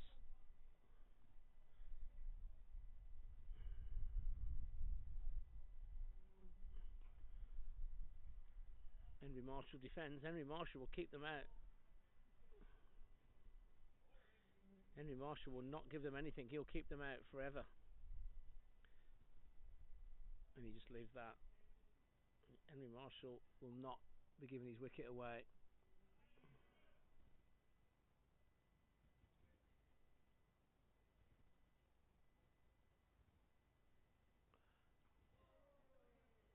He gets the single.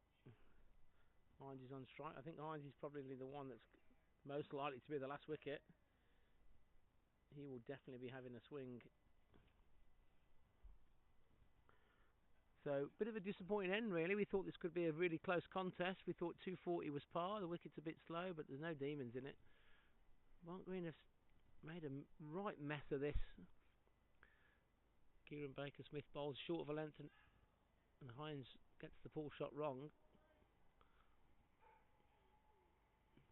I think he hits him on the thigh. There's no run. Good turnout from the away end. Halesowen have come to watch. CBS bowls again. Bit of flight. Hines drives, and it's a run out. It was never really a single. Hines missed time to drive to cover. He ran. He sold Henry Marshall down the river there, and Barnt Green's innings is over for a very sorry 70, I think. Thank you for listening, and goodbye.